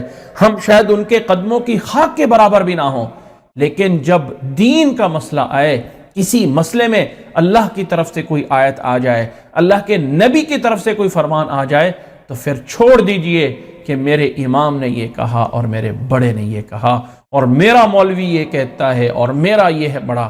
فرمایا جہنم میں جا کے وہ یہ کہیں گے ربنا انا اطعنا سادتنا وکبراءنا فاضلونا السبیل. اے اللہ ہمیں انہوں نے گمراہ کر دیا، ہمیں انہوں نے راستے سے بھٹکا دیا. ربنا، اے ہمارے رب، آتیہم ضعفین من العذاب، وہاں کہیں گے اللہ ان کو دگنا عذاب دو. وَلْعَنْهُمْ لَعْنًا كَبِيرًا، اور ان پہ بڑی لعنت کر. وہاں جہنمی کہہ رہے ہوں گے اب تمہیں کہنے کا کیا ضرورت ہے، برل وہاں کہیں گے ربنا آتِهِمْ ضَعْفَيْنِ مِنَ الْعَذَابِ، اللہ ان کو دگنا عذاب دے. وَلْعَنْهُمْ لَعْنًا كَبِيرًا، اور ان پہ جو ہے وہ بڑی لعنت کر دے. پھر آگے اللہ تعالیٰ نے ایمان والوں کو فرمایا یا ایھا الذین آمنوا، اے ایمان والو. اچھا چھوٹی سی بات ہے اور مثال سے ذرا سمجھیے گا کہ اپنے نبی کے حق پہ کس طرح کی باتیں جو ہیں اللہ تعالیٰ نے منع فرمائی. فرمایا یا ایھا الذین آمنوا لا تکونوا کالذین آذوا موسیٰ فبرأہ اللہ مما قالوا. فرمایا اے ایمان والو لا تکونوا، مت ہو جاؤ، مت ہونا کالذین، ان لوگوں کی طرح آذوا موسیٰ، جنہوں نے موسیٰ علیہ السلام کو تکلیف دی. فبرأہ اللہ مما قالوا، تو اللہ نے موسیٰ علیہ السلام کو اس چیز سے بری کر دیا جو انہوں نے کہا تھا. وَكَانَ عِندَ اللَّهِ وَجِيهًا، اور موسیٰ علیہ السلام اللہ تعالیٰ کے ہاں بڑی عزت والے تھے، بڑے باعزت انسان تھے. اے لوگو، موسیٰ علیہ السلام کے ان لوگوں کی طرح مت ہونا جنہوں نے موسیٰ علیہ السلام کو تکلیف دی تھی اور اللہ نے موسیٰ علیہ السلام کو اس تکلیف سے دور کر دیا تھا. اب اس آیت میں ذرا غور کیجیے، وہ کون سی تکلیف ہے جو موسیٰ علیہ السلام کے ماننے والوں نے موسیٰ علیہ السلام کو دی تھی؟ یہ چیز باقاعدہ نبی صلی اللہ علیہ وسلم نے حدیث میں بیان کی ہے. صحیح بخاری میں روایت ہے کہ موسیٰ علیہ السلام کی قوم کے اندر لوگ اپنی اپنی مجلسوں میں بیٹھے ہوئے اپنا ستر کھول لیتے تھے، اپنا پردہ جو ہے اس کو ہٹا بھی لیتے تھے. موسیٰ علیہ السلام اپنے جسم، اپنے ستر کو پوری طرح رکھتے تھے، کبھی اپنی جسم سے کپڑا نہیں ہٹنے دیتے تھے. تو لوگوں نے کہنا شروع کر دیا کہ موسیٰ علیہ السلام جو ہیں ان کی جسم میں کوئی نقص ہے، ان کے جسم میں کوئی بیماری ہے، اس لیے کپڑا نہیں ہٹاتے ہیں. ان کے جسم میں کوئی تکلیف ہے، ورنہ یہ مرد ہے، مرد، انہیں کیا تکلیف ہونی چاہیے. تو لوگوں نے اس طرح کر کے تکلیف دی موسیٰ علیہ السلام کو. اللہ تعالیٰ نے کیسے بری کر دیا؟ تو موسیٰ علیہ السلام ایک دفعہ نہانے کے لیے ایک چشمے پہ گئے اور اس چشمے پہ اپنے کپڑے اتار کے پتھر پہ رکھے اور اس پتھر پہ کپڑے رکھ کے نہانا شروع کیا. تو نہا کر فارغ ہوئے تو پتھر صاحب کپڑے لے کے بھاگ پڑا. موسیٰ علیہ السلام پیچھے اور پتھر آگے دوڑا جا رہا ہے، پتھر آگے رستا جا رہا ہے، اس کے اوپر کپڑے ہیں. موسیٰ علیہ السلام کے جسم پہ کوئی کپڑا نہیں اور اس کے پتھر کے پیچھے جا رہے ہیں، اب کپڑے ہیں نہیں. تو پتھر وہاں پہ جا کے رک گیا جہاں قوم کے لوگ بیٹھے تھے. تو لوگوں نے موسیٰ علیہ السلام کے جسم کو دیکھا اور کہا کہ ان میں تو جسم میں کوئی بیماری نہیں ہے. اللہ تعالیٰ نے بری کر دیا اور موسیٰ علیہ السلام نے وہاں پتھر پہ اپنا لاٹھی ماری اور اپنے کپڑے اٹھا کے پہن لیے تھے. تو اللہ تعالیٰ نے کہا لوگوں، موسیٰ علیہ السلام کو لوگوں نے تکلیف دی تھی، لیکن اللہ تعالیٰ نے موسیٰ علیہ السلام سے وہ الزام دور کر دیا کہ کہیں کوئی یہ نہ کہے کہ موسیٰ علیہ السلام نعوذ باللہ مرد نہیں ہیں، ایسے بیماری والے شخص ہیں. اللہ تعالیٰ نے اس تکلیف کو دور کر دیا. وَكَانَ عِندَ اللَّهِ وَجِيهًا، اور موسیٰ علیہ السلام اللہ تعالیٰ کے ہاں باعزت شخص تھے. اب یہ واقعہ نبی صلی اللہ علیہ وسلم نے صحیح بخاری کی روایت میں آپ صلی اللہ علیہ وسلم نے بیان فرمایا ہے. تو اللہ تعالیٰ یہاں لوگوں کو کہہ رہا ہے، ہم سب کے لیے حکم ہے کہ ایسی تکلیف بھی نہ دو. اب یہ کیسی تکلیف تھی؟ کیسی تکلیف تھی؟ یہ کپڑے نہیں اتارتا، کہیں نہ کہیں اس کے جسم میں نقص ہے، تو کسی کو ایسی تکلیف بھی نہ دو. جس میں اس کی عزت نفس جو ہے وہ مجروح ہو رہی ہو، جہاں پہ انسان کا جو سلف ہے اس کی سلفیت اور اس کی عزت نفس کو جہاں پہ جرح لگ رہی ہوتی ہے نا، کسی کو تکلیف ایسا نہ دیا کرو۔ اے لوگو اس طرح کر کے کہ لا تکونوا کالذین آذوا موسیٰ، اس طرح نہ بنو جیسے کہ موسیٰ علیہ السلام کو تکلیف دی، اللہ نے موسیٰ علیہ السلام کو بری کر دیا۔ وَكَانَ عِندَ اللَّهِ وَجِيهًا، وہ اللہ تعالیٰ کے ہاں باعزت شخص تھے۔ اب اس حدیث سے امام بخاری رحمہ اللہ نے ایک مسئلہ اخذ کیا ہے، اور وہ مسئلہ یہ ہے کہ انسان اگر چار دیواری میں ہے، یعنی انسان پردے کے اندر ہے، باتھ روم میں ہے، تو وہاں انسان اپنے سارے کپڑے اتار کے غسل کر سکتا ہے، نہا سکتا ہے۔ اس لیے کہ آپ کو بہت سے دنیا میں ایسے کہنے والے مل جائیں گے جو یہ کہیں گے جی اب جب آپ اکیلے جا کے نہاتے ہو تو تب بھی کپڑا باندھ کے نہایا کریں، تب بھی آپ بیٹھ کے نہایا کریں۔ ایسی کوئی روایت نہیں ہے، کوئی لازم نہیں ہے۔ اگر آپ چار دیواری میں یعنی دیواروں کے اندر ہے جہاں پہ پردہ ہو رہا ہے دوسرے لوگوں سے، تو وہ اگر اپنے سارے کپڑے اتار کے غسل کر لے گا تو اسلام میں یہ کوئی برا نہیں ہے۔ اور آپ یہ کہیں کہ یہ تقوی ہے کہ آپ چادر باندھ کے نہائیں، ایسا کچھ نہیں ہے، کوئی تقوی نہیں ہے۔ پتہ نہیں لوگ جو اپنی طرف سے باتیں بنا لیتے ہیں اور پھر کہہ دیتے ہیں یہ اچھا ہے بھی، یہ اچھا ہے، یہ اچھا ہے، اور اس طرح کی باتیں جو لوگوں میں جو ہے پھیلا دی جاتی ہیں۔ آگے اللہ تعالیٰ نے ایک ایسی آیت فرمائی ہے کہ نبی صلی اللہ علیہ وسلم کا ہمیشہ خطبے کے اندر یہ آیت پڑھا کرتے تھے۔ فرمایا یا ایھا الذین آمنوا اتقوا اللہ، ہے ایمان والو اللہ سے ڈر جاؤ، وقولوا قولا سدیدا، اور جب بات کرو تو سدیدن سیدھی بات کرو۔ دو چیزوں کا آرڈر ہے، اے ایمان والو دو کام تم کر لو۔ کون سے دو کام؟ یا ایھا الذین آمنوا اتقوا اللہ، تقوی اختیار کرو، اور تقوی کا خلاصہ یہ ہے کہ اپنے آپ کو گناہوں سے بچاؤ۔ فاتقوا اللہ ما استطعتم، جتنی کوشش جتنی طاقت لگا سکتے ہو اتنا لگاؤ اپنے آپ کو گناہوں سے بچانے میں۔ دوسرا حکم وقولوا قولا سدیدا، بات کرو تو سیدھی کرو۔ جو ہیر پھیر کر کے بات کرنے والے کو بڑا کہا جاتا ہے یہ بڑا اچھا ہے، یہ تو باتوں کو گھما لیتا ہے، یہ بڑی کہانی کر لیتا ہے، مارکیٹنگ کے اندر ان لوگوں کو بڑی ترجیح دی جاتی ہے جو زیادہ زیادہ جھوٹ بول لیتے ہو۔ نہیں، وقولوا قولا سدیدا، بات کرو سیدھی کرو۔ نتیجتاً کیا ہوگا؟ اللہ تعالیٰ انعام کیا دے گا؟ فرمایا یصلح لکم اعمالکم، تمہارے بگڑے تگڑے کاموں کو اللہ سیدھا کر دے گا۔ آج کہتے ہیں ہم جھوٹ بولیں گے تو ہمارا کام نہیں چلے گا، اللہ نے فرمایا قولوا قولا سدیدا یصلح لکم اعمالکم، اللہ تمہارے اعمال کو یصلح اصلاح کر دے گا، سیدھا کر دے گا۔ یاد رکھیں جھوٹ بولنے سے کام سیدھے نہیں ہوتے، وقتی طور پہ تو کام ہو جائے گا لیکن انجام کے لحاظ سے بہت برا ہوگا۔ ایک تو تمہارے کام سیدھے کر دے گا، وَيَغْفِرْ لَكُمْ ذُنُوبَكُمْ، اور تمہارے گناہوں کو بھی معاف فرما دے گا۔ دو کام تمہیں چاہیے، تقوی اور سیدھی بات۔ نتیجہ کیا ہوگا؟ اصلاح اعمال اور غفران الذنوب، گناہ معاف ہو جائیں گے، اعمال سیدھے ہو جائیں گے۔ وَمَن يُطِعِ اللَّهَ وَرَسُولَهُ فَقَدْ فَازَ فَوْزًا عَظِيمًا، کیونکہ قانون یہ ہے کہ جو اطاعت کرتا ہے اللہ کی، جو اطاعت کرتا ہے اللہ کے رسول کی، فقد فاز فوزا عظیما، تحقیق اس نے بہت بڑی کامیابی کر لی، بہت یعنی بڑا کامیاب ہو گیا جو اللہ اور اللہ کے رسول کی بات مان کے چلتا ہے۔ آگے اللہ تعالیٰ نے چیز بتائی ہے کہ اے لوگو یہ جو چیز تمہارے اوپر یہ دین دیا گیا ہے اور انسان کے اندر جو یہ خاص صفت پیدا کی گئی ہے کہ انسان کو اللہ نے اختیار دیا ہے، یہ اختیار، یہ صحیح راستہ یہ ہے، غلط راستہ یہ، ادھر چل لو ادھر چل لو، یہ تمہاری مرضی ہے۔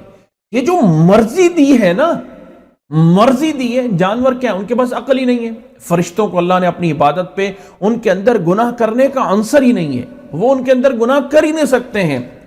جانوروں کو اللہ نے عقل دی نہیں ہے، ان کے اندر سوچ نہیں ہے۔ انسان ایک واحد مخلوق ہے جسے اللہ نے عقل عطا فرمائی، سوچنے سمجھنے کا اسے جو ہے وہ صلاحیت دی ہے۔ تو اللہ تعالیٰ نے فرمایا کہ یہ جو صلاحیت ہے اس کے نتیجے میں انسان سے کچھ مانگا گیا ہے، کچھ تکلیف یعنی اس کو آرڈر دیے گئے ہیں۔ یہ والا مرتبہ، یہ والی چیز، یہ والا جو حیثیت ہے، یہ اللہ تعالیٰ نے بہت بڑی چیز، ایک امانت تھی اللہ تعالیٰ کی، اور یہ امانت کس مخلوق کو دی جانی چاہیے؟ کون سی مخلوق ہو جو اس لائق ہے کہ اللہ تعالیٰ کی طرف سے یہ بوجھ اٹھا سکے؟ بوجھ کیا ہے؟ مرتبہ ملے گا خلیفۃ اللہ. اللہ تعالیٰ نے فرمایا انی جاعلک فی الارض خلیفہ، زمین میں جو اللہ تعالیٰ نے فرمایا کہ خلیفہ جو ہے وہ بنا رہا ہوں. انسان کے بارے میں فرمایا انا خلقنا الانسان، اللہ تعالیٰ نے فرمایا والتین والزیتون وطور سینین وہذا البلد الامین لقد خلقنا الانسان فی احسن تقویم. یہ جو احسن تقویم میں انسان کو سب سے بہترین ڈھانچے میں اس کی حیثیت میں بنایا گیا ہے، تو اس انسان کے اوپر جو ایک بطور ذمہ داری کے ڈالا جانا، اس ذمہ داری کا نام ایک امانت ہے. تو اللہ نے فرمایا اِنَّا عَرَضْنَا الْأَمَانَةَ عَلَى السَّمَاوَاتِ وَالْأَرْضِ وَالْجِبَالِ فَأَبَيْنَ أَن يَحْمِلْنَهَا وَأَشْفَقْنَ مِنْهَا وَحَمَلَهَا الْإِنسَانُ. فرمایا ہم نے اس امانت کو پیش کیا علی السماوات آسمانوں پہ، والارض زمین پہ، والجبال پہاڑوں پہ، فابین ان یحملنها تو انہوں نے اس امانت کو اٹھانے سے انکار کیا. یہ بہت بڑی امانت ہے، بہت بڑی ذمہ داری ہے کہ ان کو مرتبہ مقام دیا جائے اور اللہ تعالیٰ کی طرف سے اختیار بھی مل جائے صحیح اور غلط کے چننے کا. وَأَشْفَقْنَ مِنْهَا اور اس سے ڈر گئے کہیں ہم نافرمان نہ ہو جائیں. وَحَمَلَهَا الْإِنسان اور انسان نے اس کو اٹھایا ہے. إِنَّهُ كَانَ ظَلُومًا جَهُولًا کہ بے شک وہ اپنے اس انجام میں ظلومن اور جہولہ ہے، ظالم اور جاہل ہے. ظالم اور جاہل کس میں ہے؟ امانت کے بوجھ کو اٹھانے کے بعد، پہلے نہیں. اللہ تعالیٰ نے سورۃ 3 کے اوپر غور کیجئے، سورۃ 3 والتین والزیتون وطور سینین وہذا البلد الامین لقد خلقنا الانسان فی احسن تقویم ثم رددناہ اسفل سافلین. انسان کو ایک بہترین خلقت مرتبہ دیا، امانت اٹھا لی، اور پھر ثم رددناہ اسفل سافلین، پھر اس امانت کے بعد اسفل السافلین میں آ گیا. ہاں الا الذین آمنوا وعملوا الصالحات، سوائے وہ لوگ جو انہوں نے ایمان لائے، نیک اعمال کیے، وہ اپنے اس درجے پہ بلند ہوئے. تو انسان ظالم اور جاہل ہے اپنی اس امانت کے بعد ذمہ داری چھوڑ کے. یہ نہیں ہے کہ انسان چونکہ پہلے سے ظالم تھا، چونکہ پہلے سے جاہل تھا اور اس لیے اس نے اس امانت کو قبول کر لیا. ایسا نہیں. انسان نے امانت لی، اللہ تعالیٰ نے اس انسان کی کیفیت ایسی بنائی کہ فطرتاً انسان کے اندر یہ چیز شامل ہو گئی. یہ چیز شامل ہو گئی کہ انسان کو عقل ہے تو صحیح اور غلط کی پہچان ہے، اور اس پہچان ہونے کے بعد انسان جو ہے وہ ظالم اور جاہل ہے کہ اپنی چیز کو بھول بیٹھا ہے. فرمایا ثم رددناہ اسفل سافلین الا الذین آمنوا وعملوا الصالحات، سوائے ان لوگوں کے کہ جو ایمان لائے اور نیک اعمال کیے، تو ان کے لیے بہت بڑا اجر ہے. تو اس آیت کو اور اس کو ساتھ ساتھ سمجھے تو اس کا مطلب یہ نہیں کہ انسان پہلے سے ظالم اور جاہل تھا. یہ انہو کانا کا مطلب جیسے کانا اس صورت میں سب سے زیادہ استعمال ہوا ہے، اور یہ کانا زمانے سے خالی ہو کے استعمال ہوا ہے. اللہ تعالیٰ نے کتنی دفعہ وَكَانَ اللَّهُ غَفُورٌ رَحِيمًا وَكَانَ عِندَ اللَّهِ وَجِيهًا کتنی جگہ پہ کانا اس صورت میں بیان فرمایا ہے. اور اس کا مقصد کیا ہے کہ یہ ہے زمانہ اس سے تعلق نہیں ہے، زمانے سے تعلق نہیں ہے. فرمایا یہاں پر بھی انسان ظالم اور جاہل اس کے بعد بنا ہے، اس ذمہ داری کے اٹھانے کے بعد. اور پھر فرمایا یہ اس لیے بھی کہ تاکہ جو نافرمان ہے لِيُعَذِّبَ اللَّهُ الْمُنَافِقِينَ وَالْمُنَافِقَاتِ تاکہ عذاب دیا جائے منافق مردوں کو، منافق عورتوں کو، والمشرکین والمشرکات اور مشرک مردوں کو اور مشرک عورتوں کو، وَيَتُوبَ اللَّهُ عَلَى الْمُؤْمِنِينَ وَالْمُؤْمِنَاتِ اور اللہ تعالیٰ توبہ قبول کرے ان لوگوں کی جو ایمان لانے والے مرد ہیں، جو ایمان لانے والی عورتیں ہیں. وَكَانَ اللَّهُ غَفُورًا رَحِيمًا اللہ تعالیٰ غفور اور رحیم ہے. سورت کا اختتام اس بات پہ ہوا ہے.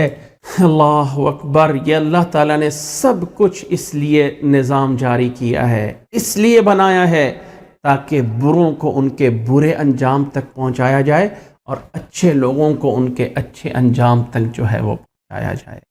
اللہ سے دعا ہے کہ اللہ ہمیں بھی ایمان والوں میں شامل کرے، اللہ ہمیں بھی متقین میں شامل کرے، اللہ تعالی ہمارے بھی گناہوں کو معاف فرما دے۔